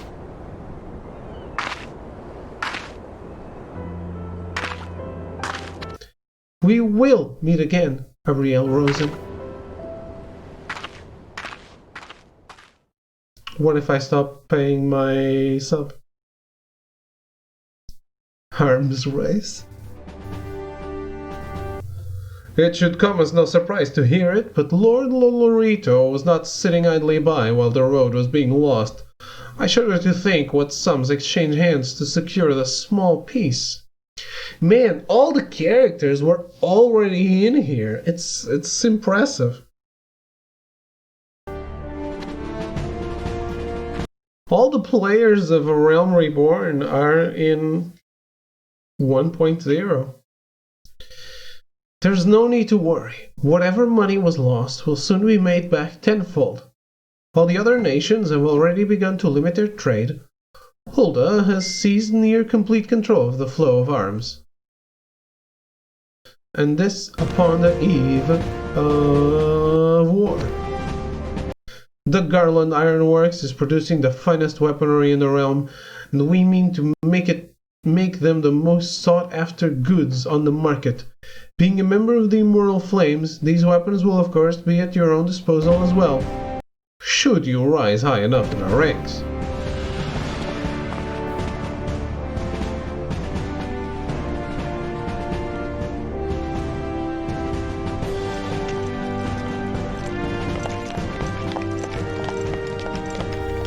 Sid?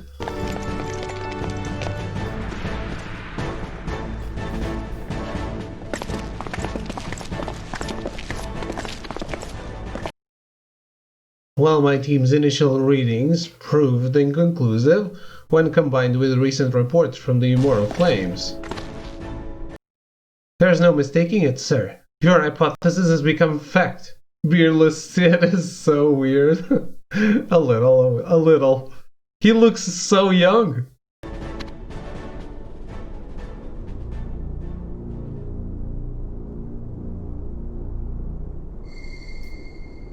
Meteor.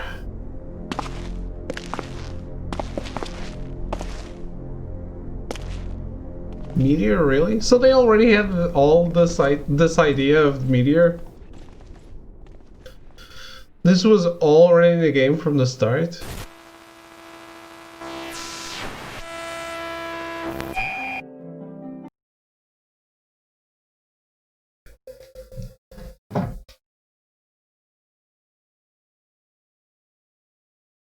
Give me just a second.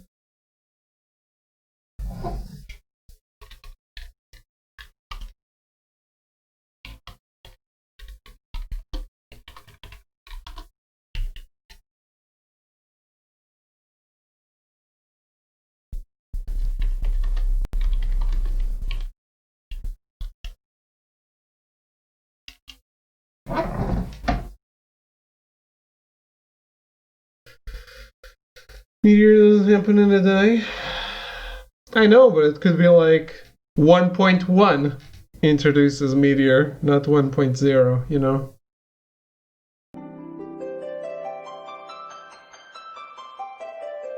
Burning Man. Oh man, they went to the festival.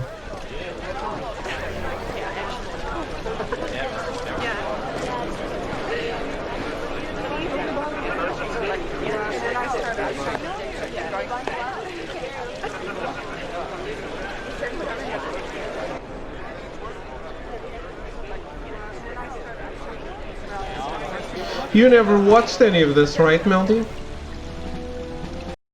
To all with sandstorms in your hearts and fire in your bellies, hear me! I am Roman Alden, proud son of Alamigo and proud man of Ulda. You all know my deeds, and by them you know me. No? I think this is pretty interesting, man. Some of these scenes do happen as flashbacks, though. Really? Oh. And so, you know that no man is more aware of the opportunities this great city can afford, nor of the dreams of those who live here. Yeah, it's good that they do, though, because it's that thing, like, if all of this is still canon and still informs how the characters react to each other and act in the world, it's cool that you know the stuff.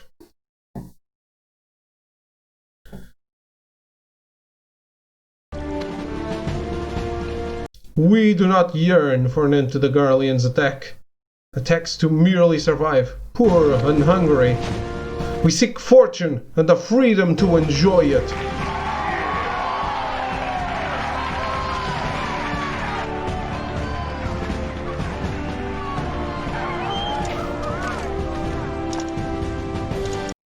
I'll not play you false.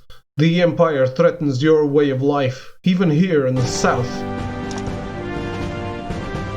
But with this great danger comes the chance for great glory and great profit.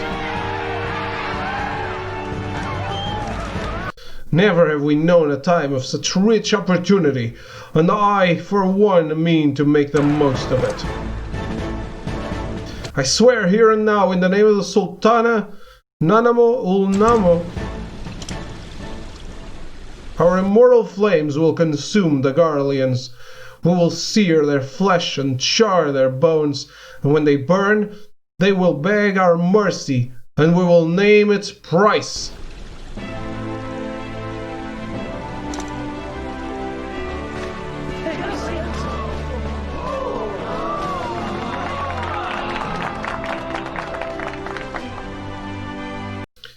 So I say to any among you who lust for both battle and coin, craftsmen, merchants, warriors, adventurers, grasp not for the quick profit in plain view. Cast your lot with the immortal flames, and know glory and wealth untold.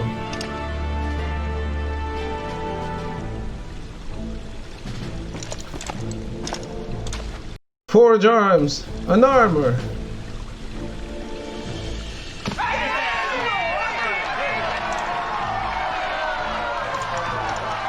Stocked meat and mead.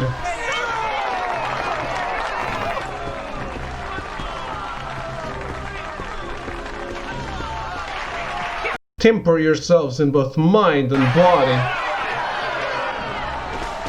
And should you lack the back for combat or the neck for crafting, make us a weapon of your wealth.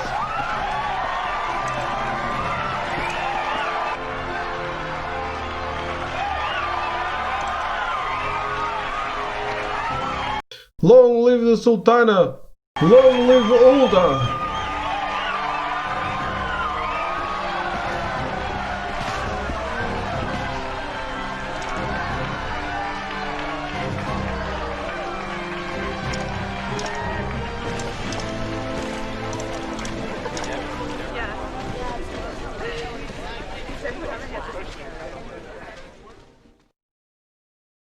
Their finest hour. So this game is showing me why each of the grand companies is cool, huh? While the other one was like, yeah, choose a grand company. We don't care. You shouldn't either.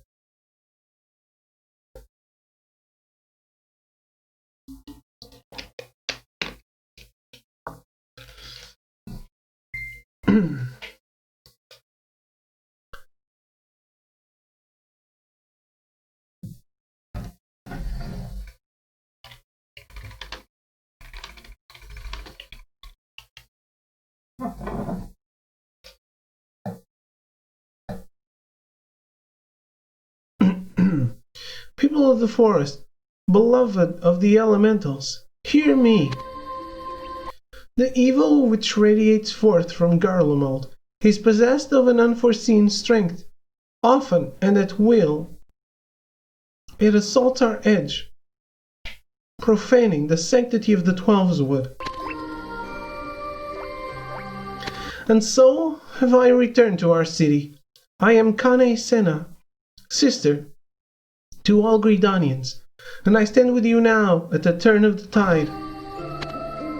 I come to live amongst you and guide you, to eat of the same bread and sleep beneath the same trees, to awaken your hopes and assuage your fears. Oh. This is her returning? I don't think. I guess it works out, but do people really like a leader that is like, oh, I am so gracious that I came back to you, and I'm even willing to live amongst you? Ugh.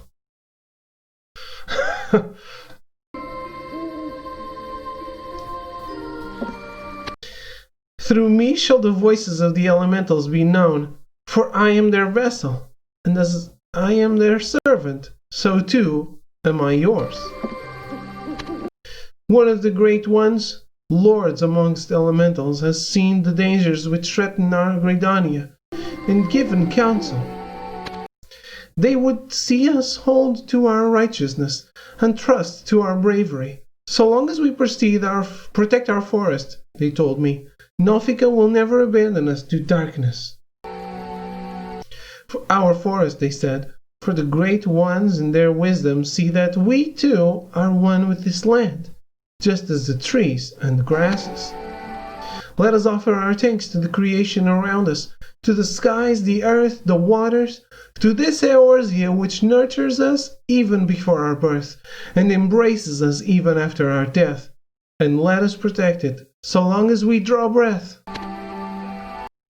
To that, brothers and sisters, we must purge the taint which now sullies it. That the empire of Garlemald is the source of all this taint.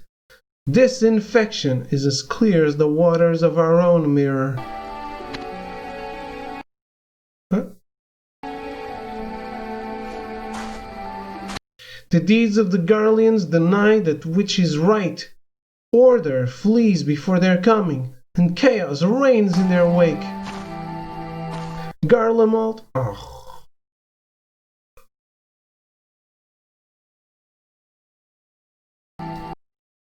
has lost its way.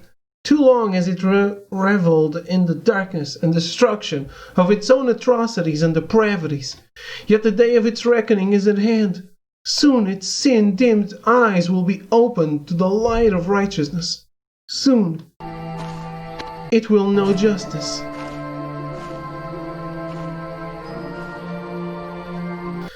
Gridanians, mine own brothers and sisters all, keepers of the myriad secrets of nature, holders of the ancient wisdom of tree and stone, all who bear love for this forest before all else. Know that though the peoples of Eorzea are born to many lines and in many lands, we all share but a single fate. Our differences must be laid to rest.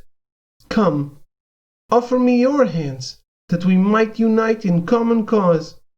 Join me in steadfast union, in unwavering harmony, just as the twin headers that form our sigil.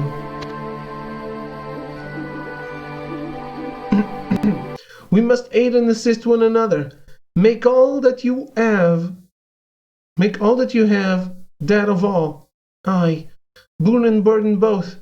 Share of your water and of your thirst. Share of your grain and of your hunger.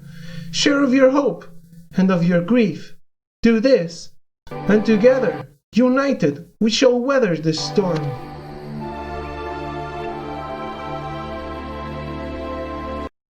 Find righteousness and bravery within your hearts, and with them expunge the disease which afflicts our world.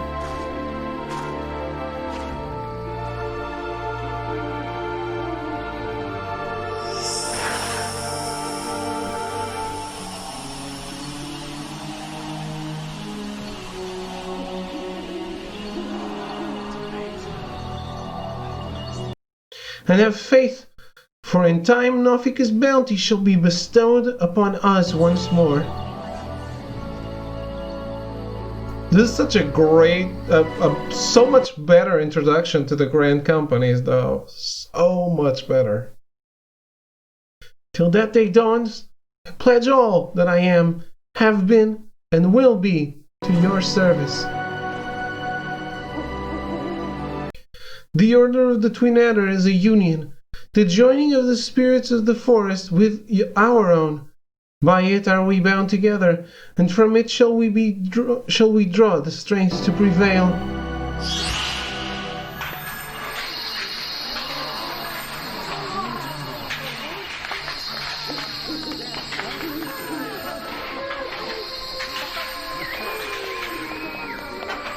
Where is Ida? Why is Papalimoa by himself? The Order of the Twin Adder is a union, the joining of the spirits of the forest with our own. By it are we bound together, and from it shall we draw the strength to prevail.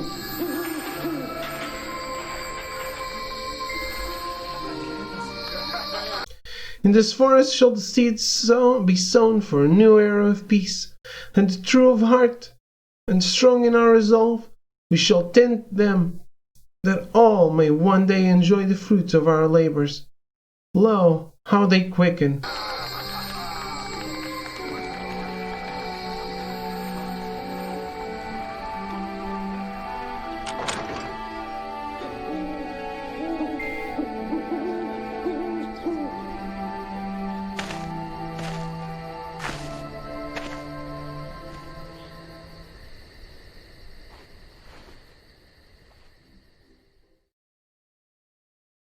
An officer and a wise man.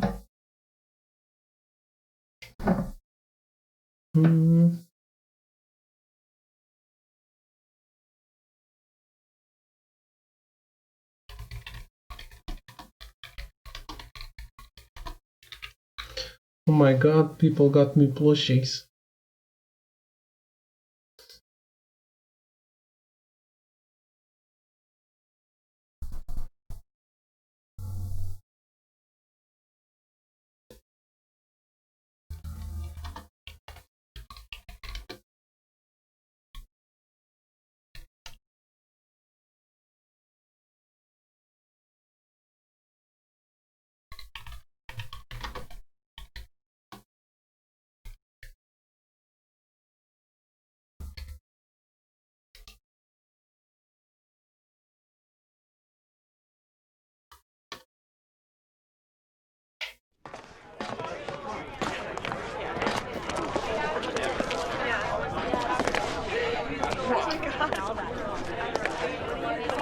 I saw someone dressed as a rogue.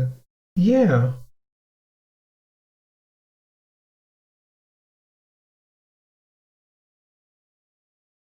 This game is weird. Brothers and sisters of the sea, hearken unto me.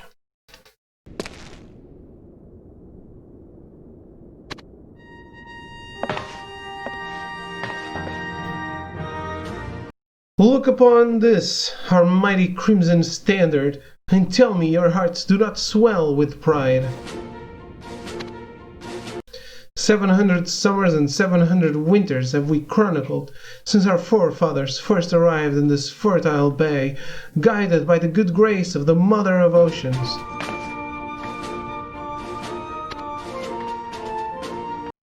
In that time the world has looked on in awe as Limsa Lominsa grew from humble fishing village to uncontested ruler of the 5 seas and beyond. From the Pearl in the east to the Isles of Umbra in the west, from the far reach in the north to the seal that lies in the south, and where the thalassocracy does not command respect, it instills fear. We, friends, are a mighty galleon, the realm our sea to sail. But even now our brave vessel is being drawn into the midst of a terrible storm, a storm that threatens to scatter our hopes to the wind and send our souls plummeting to the abyss, a storm raised by the Garlean Empire.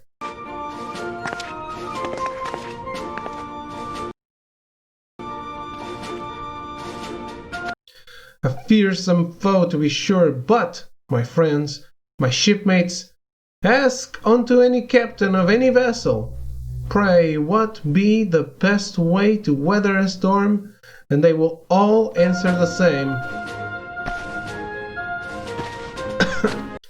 Heave to and hold fast. Yet to endure the raging tempest's might, the captain needs the strength of the whole crew, from the highest officer to the lowest starboy. And though the course be wrought with peril and the captain ask the impossible, it is imperative that each man obey, lest a storm claim all.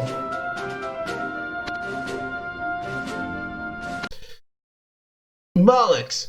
Crack that fancy gob of yours! There's bilge enough below! Ah, yes, there's but one captain, and he ain't a preening whore in a sailor suit.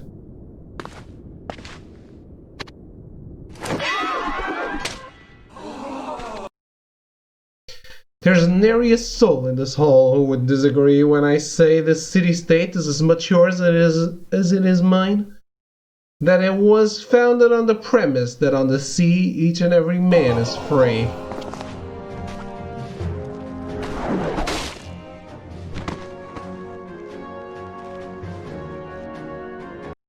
I also know that since its founding, it has become a beacon of hope to those who seek that same freedom in all things, a haven for adventurers and merchants, vagrants and vagabonds, all who crave respite from the tyrannies of the world beyond.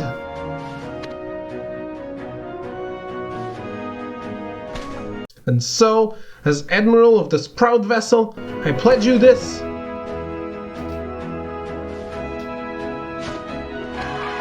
Though it mean offering up mine own body and blood to the navigator herself, I, Merlwy Blowfishwin, shall see you safe through the storm. The Maelstrom shall see you safe through the storm. Brothers and sisters of the sea, come, gather beneath the undying crimson standard and pledge me your strength, your skill, your wisdom.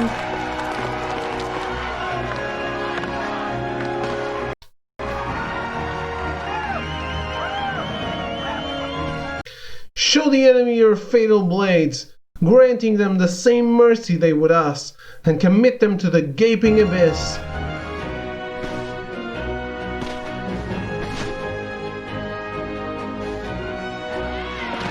The Maelstrom is launched, its final destination in New Eorzea, where Limsa Lumins's founding principles shall shine like the lodestone and reverberate like thunder, till sea swallows all.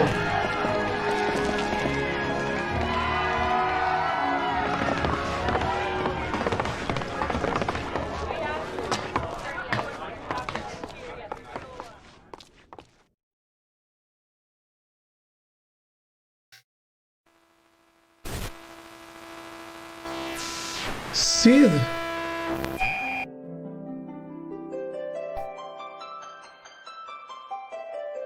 Cerulean shock.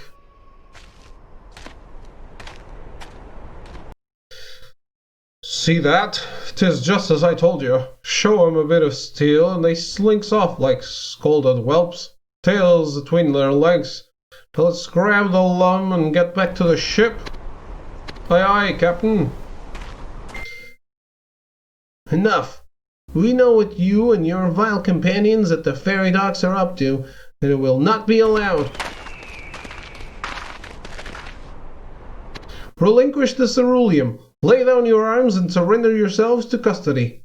Do this, and you will receive a fair trial. You have my word as a corporal of the immortal flames. God's a mercy! A corporal of the immortal flames, you say? Wha ha ha ha ha! Would them be the same immortal flames as couldn't stop a mighty army of 2 sea dogs and a Puxy Ark's venturer from robbing 'em in broad daylight? How in the seven hells do you reckon you'll fare when the Imperials start raining their fiery justice down upon your golden spires, eh? 'Cause I reckon you'll burn. Aye, 'twill be a right sore time for you, if the maelstrom don't pull your sorry arses from the flames. It was foolish of me to attempt to reason with a criminal from a city-state which chooses its leader based on the outcome of a race. We call the Amalja beasts. Captain, why ain't we got him yet?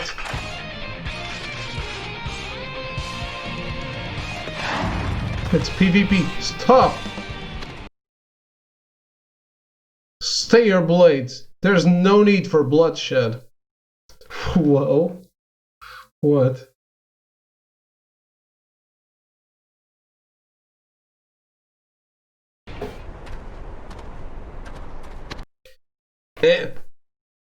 Which hell did this worm crawl up from?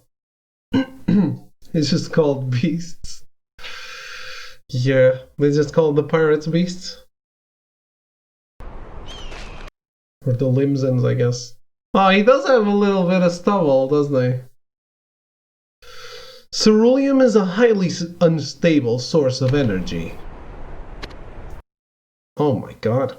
I didn't even see the line change. Dude.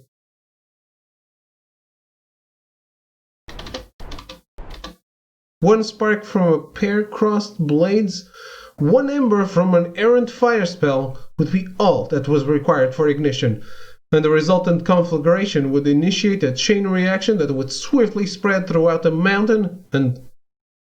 well, I imagine you can piece together the rest. Do I look like a bloody scholarly? Shut off before I show me lads what's inside that clever brain case of yours. Do you truly believe that squabbling with allies will help you avert the coming doom? Evil approaches and standing alone will only make you that much more vulnerable. And I speak not only of the Garlean Empire, but of something else, something more sinister. Have you not looked up into the sky and noticed something amiss?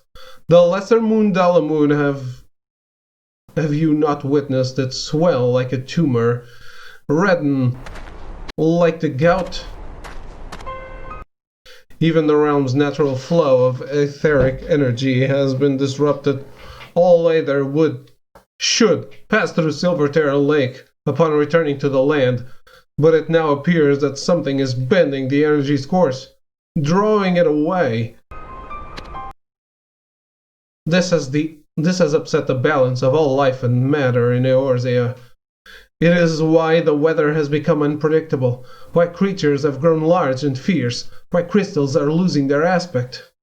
It's been a nice little break, yeah? Time to get back into it. Okay, have fun with your work, and see you later. I'll be on at night.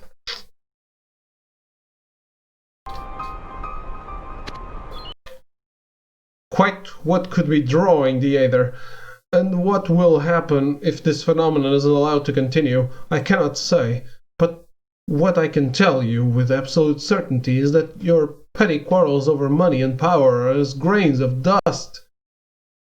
Okay. Have a good evening, I guess. I guess it's evening. Morning? I don't know.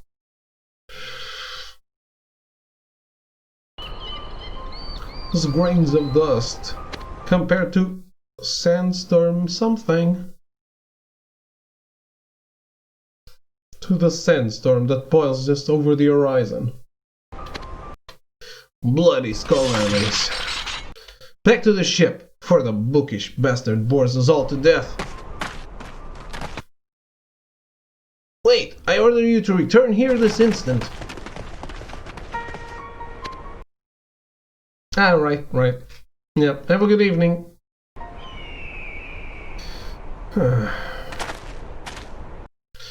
Abriel, I'm not one to entertain so idle a notion as fate, but it is difficult to ascribe our repeated meetings to mere circumstance.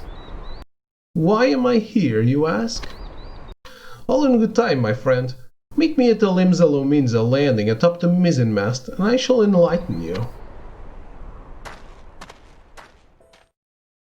Why does Sid always have an oven mitt?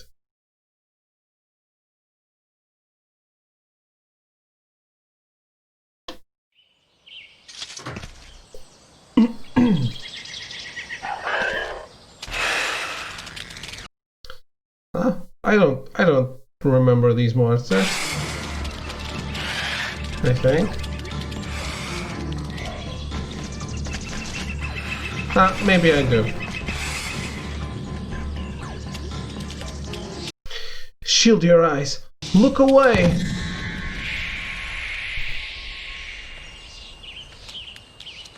Yeah.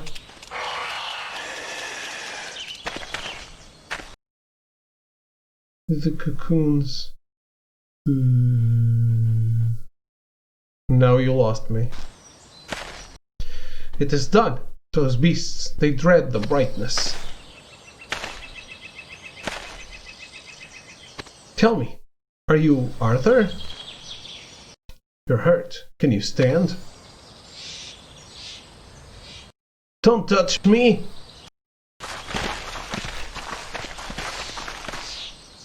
That flare! The airship! You are of the Garland Ironworks! You fled to Eorzea, fearing only for your own cravenites, ignorant of the atrocities suffered by the people of Alamigo, atrocities committed by your hand, by the weapons you created. You bloody murderers! An eternity in the Seven Hells would be too merciful a punishment for your like. I ought to flay you where you stand and leave you for the crows. Gods damn you all! Arthur, enough! So you were there, you saw the atrocities, the devastation. I will not deny it. The Magitech weapons we created laid waste to Alamigo and slaughtered its people. Would that I could undo it, but I cannot. And now those weapons are trained upon all of Eorzea. What we have done can never be forgiven, nor should it. A deed forgiven is too easily forgotten. We knew when we chose to walk amongst you that we would not escape your anger and your hatred. But now is the time to fight. We mean to face the coming evil, but cannot do so without your strength. It will be hard, I know, but I must learn what you saw in Alamigo. Liar! Craven! Stay that traitor's tongue before I rip it out,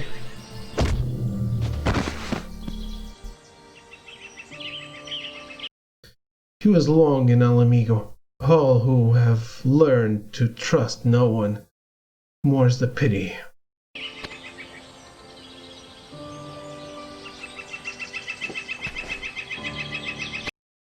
Pray give him time. He needs rest. We will see him back to Gridania.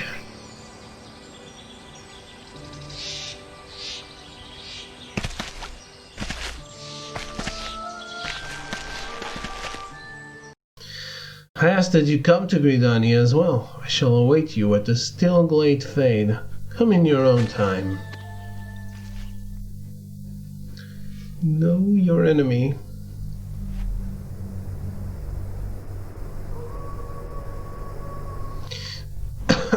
You know nothing, fool. Nothing. Your pathetic realm worships Sid Garland, the genius, the creator. But did you know he was once an engineer of Garlemald? An artisan in the employ of his radiance? No, of course you bloody didn't. He is driven by a great passion, yet blinded by it as well. His research and experiments made our empire what it is, spilling the blood of hundreds, thousands in the process. Small price to pay for his art. For years he enjoyed his radiance's favor, being given all he ever asked, until one day he tired of his duties, turned his cloak and forsook us for this doomed realm. All for his own ends, lest you doubt it. That monster never gave a damn about anything else. And the dogs at the Ironworks name me a traitor? Ha! They who serve the greatest traitor of all. Isn't that right, Sid? Charlador, so you were the spy among us. You were ordered to steal our findings, to learn what we knew of Delamut, for Meteor. Stay your bloody tongue! The stench of the icons permeates this pathetic realm. Even now I feel saturated by it. I can taste their stink, and every time I do I fear that I've somehow been infected by it. Destruction alone can deliver this Eorzea from its taint, and destruction it will know. No man can stop Ifrit, nor Leviathan and Titan, nor the icons yet to come. Only Eorzea's end will bring about their death. Long live Nile van Darnus! Long live Garlemald!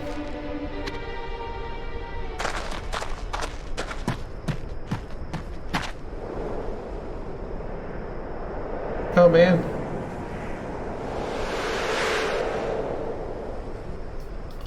Just went for a swim, huh?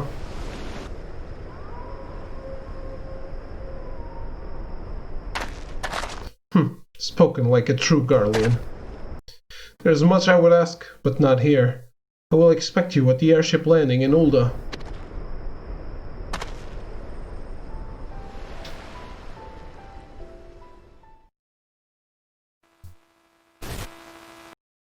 Bunch of nerds. You bet, man. Dude! I saw this amazing cutscene of the Scions, man. Some glorious stuff.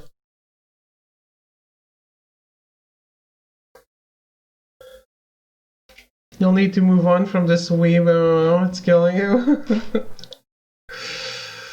I need to... What I need to is... see when is a good time to stop.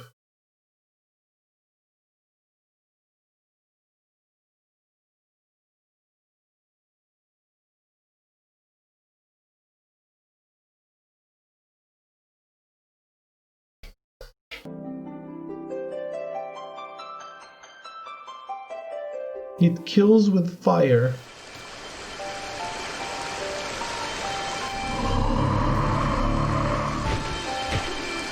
Honey. Behold the fate of they who went before you. Not a single mortal who has bared steel before Ifrit has come out the victor.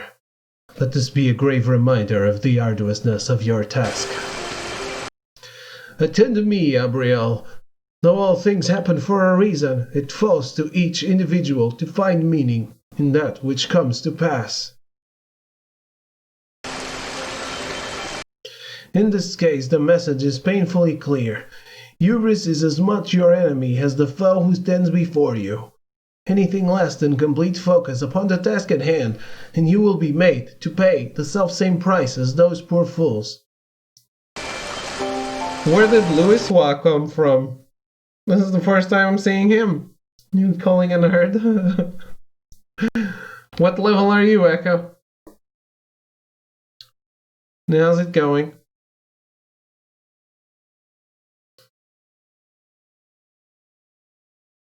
If you understand this and still wish to proceed, hand me the Inferno Flambeau. The what?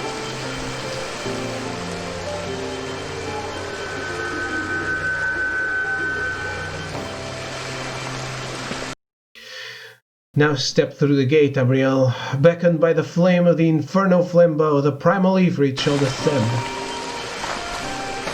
The mind is a powerful thing. By its influence alone, the one man will stand while another will fall. Today it will determine who is consigned to history, Ifrit, or you and yours. Be calm and unclouded of mind, and you may yet prevail. Almost level 12. Oh.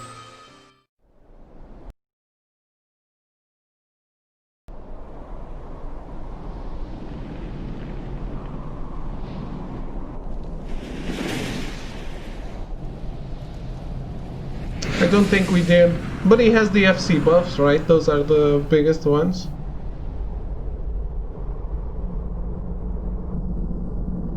The Ball of Embers.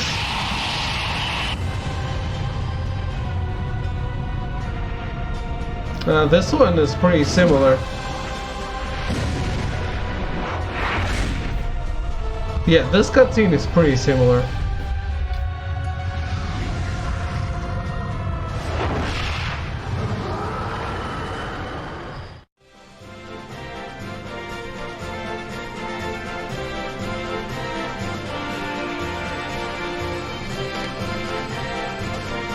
Okay.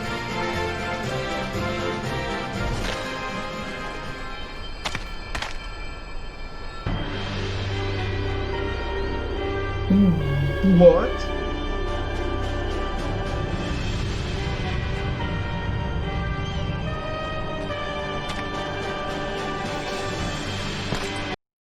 Nile von Darnus. This is the one from the coil, right?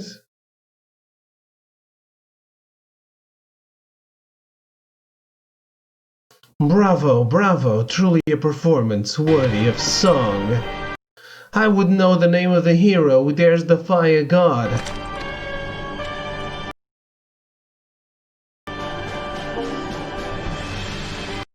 Gabriel Rosen, a name I shan't soon forget. Allow me to return the favor. I am Nile von Darnus, legatus of the 7th Imperial Legion. I come bearing the light of salvation to the people of Eorzea. It warms my heart to know that there are still those who would attempt to preserve life upon this forsaken continent, and by the blood of fallen icons no less. Is that the spear that Hildebrand and Gilgamesh are fighting for?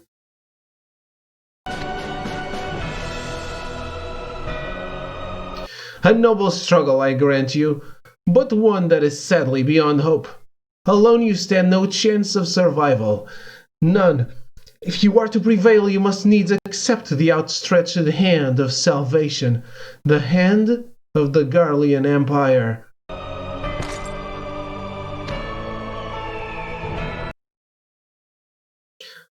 I know full well your people see the Empire as little more than a covetous beast, hungry for territory, but naught could be further from the truth.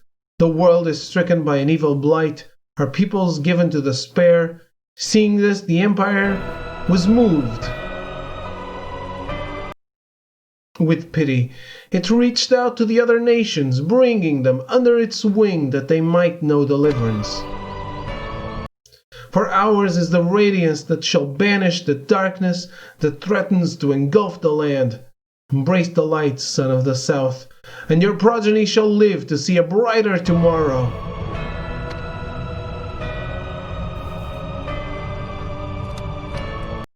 Yet know that the light is unbending, its judgment absolute. By its illumination, all is laid bare, the world revealed in truest form. The bold shall inherit the world, and the beautiful shall rule it. So has the light decreed, and so it must be. Only then shall the land be free of chaos. Ne'er till the land consumes, sun can see bare moons, heaven spew crimson flame, hell's seep black dooms.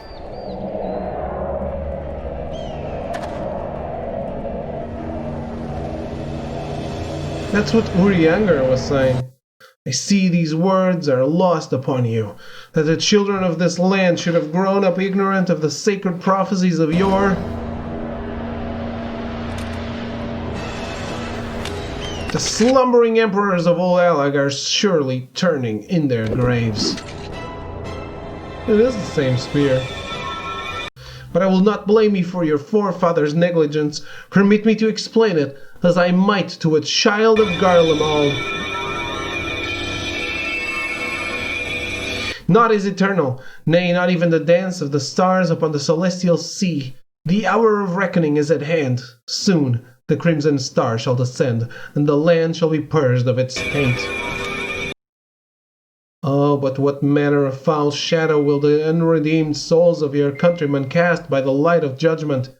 The mere imagining of it cuts me to the quick.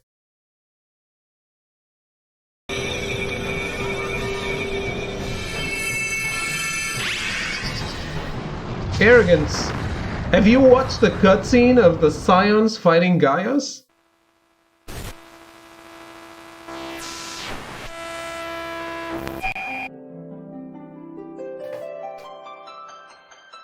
I didn't even know Gaius was in 1.0, actually. I thought it was only Nile.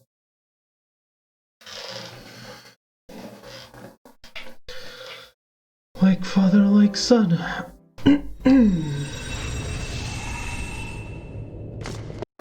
Possibly I was off asleep watching it, to be honest. Dude, it's glorious though.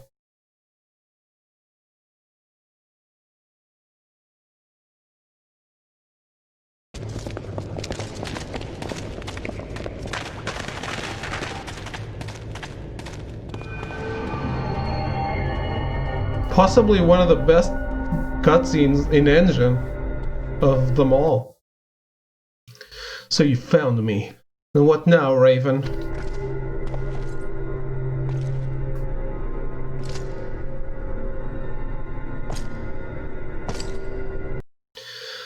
But you already know full well. You know Garlemald seeks to save this world, to cleanse it of the Aegon taint. And you also know that to do so, we require the ancient secrets of Alec. Secrets said to have died with that empire long ago. Secrets of which you know quite a deal.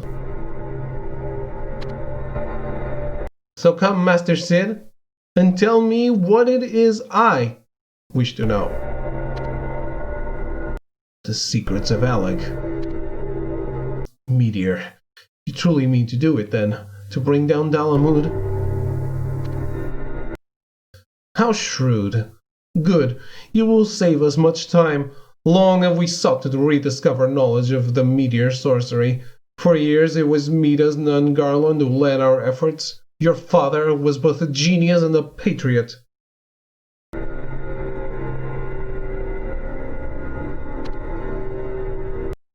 I know who my father was, just as I know he was killed serving Garlemald's blind ambitions.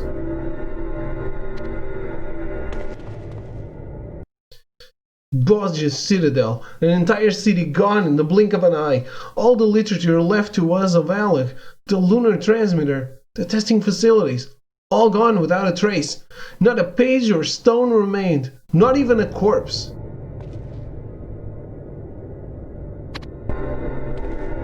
You've seen what Meteor is capable of. You think yourself the world's salvation, but hear me, Darnus. This is not a power meant to be wielded by man.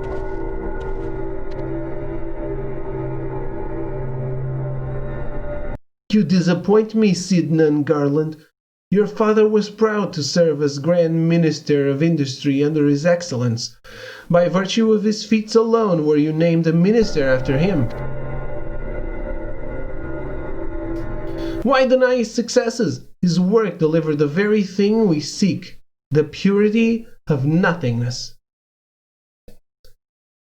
Sid looks like such a baby back bitch. He's a little young. He's only 5 years younger, to be honest, but it's the beard, man.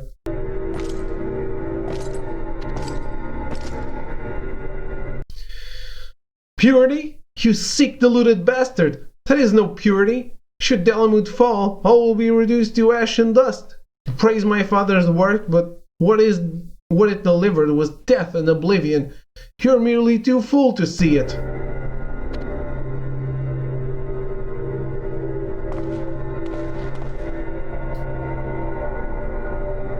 Spoken like a true craven, a failed son unable to crawl from beneath his father's shadow.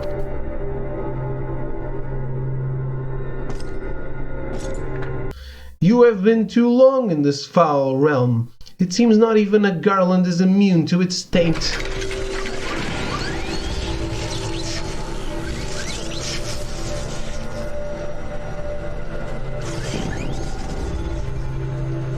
A new world awaits, and only by the strength of Garlemald will it be realized. I will not suffer you to interfere.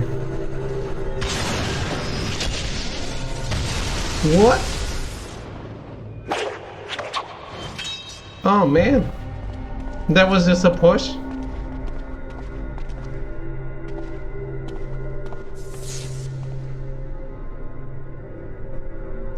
Whoa, that was so smart though.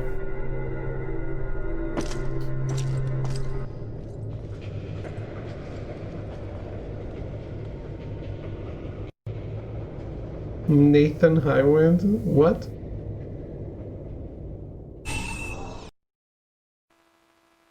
Careless Whispers? No game, no.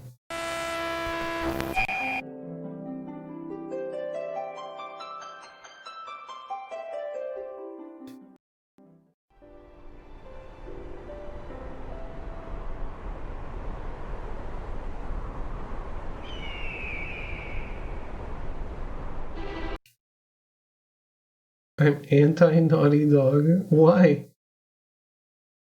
The creators of the grappling hook. Ah, from Uncharted 4. The creators of the grappling hook? You must never have played Zelda.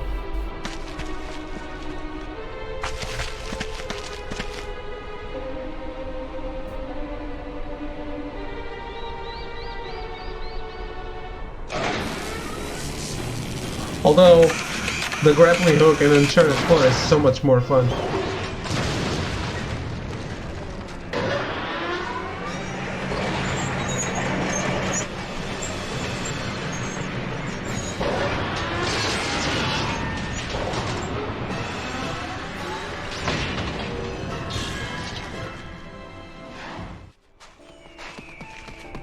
I believe that's called a hook shot.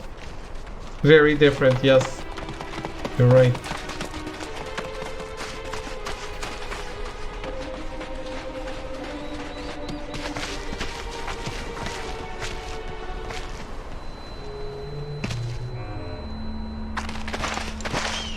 Flamin and Acelia never showed up again, though.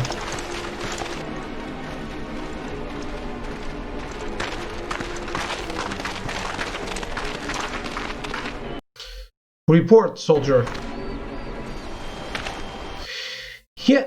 Yes, sir. A host of new type Imperial Juggernauts fell upon the ferry docks, dealing extensive damage to 2 vessels at the anchor.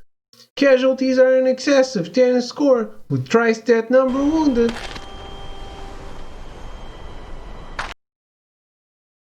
Flame Sergeant Dorn. This was the traitor, right? That's so cool that all the characters are here. It's so amazing. Fires broke out in multiple locations, but were swiftly extinguished. Our numbers is sufficient to mount pursuit. The enemy was able to withdraw unchallenged. We failed to bring down a single juggernaut.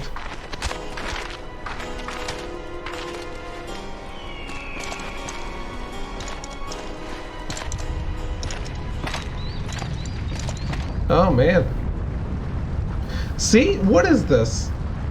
Animation. Things are happening. I don't see stuff happen like that in the other game. Those blasted Imperials and their toys. The Strulibos Hill.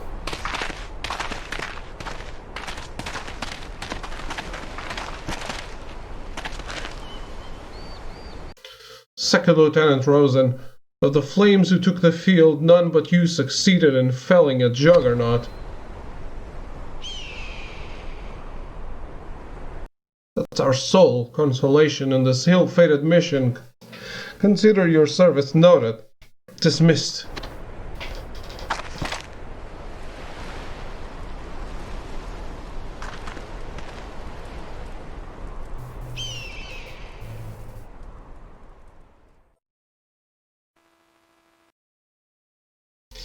In for a Garuda Awakening? Well, that's 7 minutes. I think I'm gonna stop here for today. This is just reading, so it's a little more tiring. And it feels like I'm going through a lot of stuff.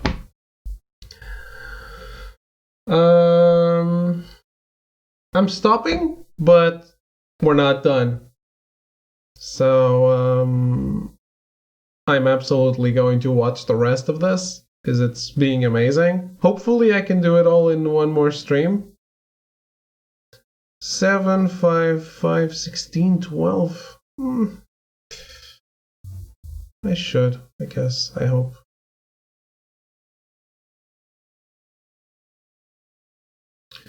And then the Hildebrand stuff, 3 minutes, 6, 9. We'll see, we'll see. Anyway, this was amazing. Thank you for watching. I'll be back later, probably before the stream time. Unless I fall asleep. But I'll be back probably before stream time with Final Fantasy XIV. So hopefully we can do dailies and then I move on to 7. Hopefully Throw doesn't kill me. If that happens, everyone is happy.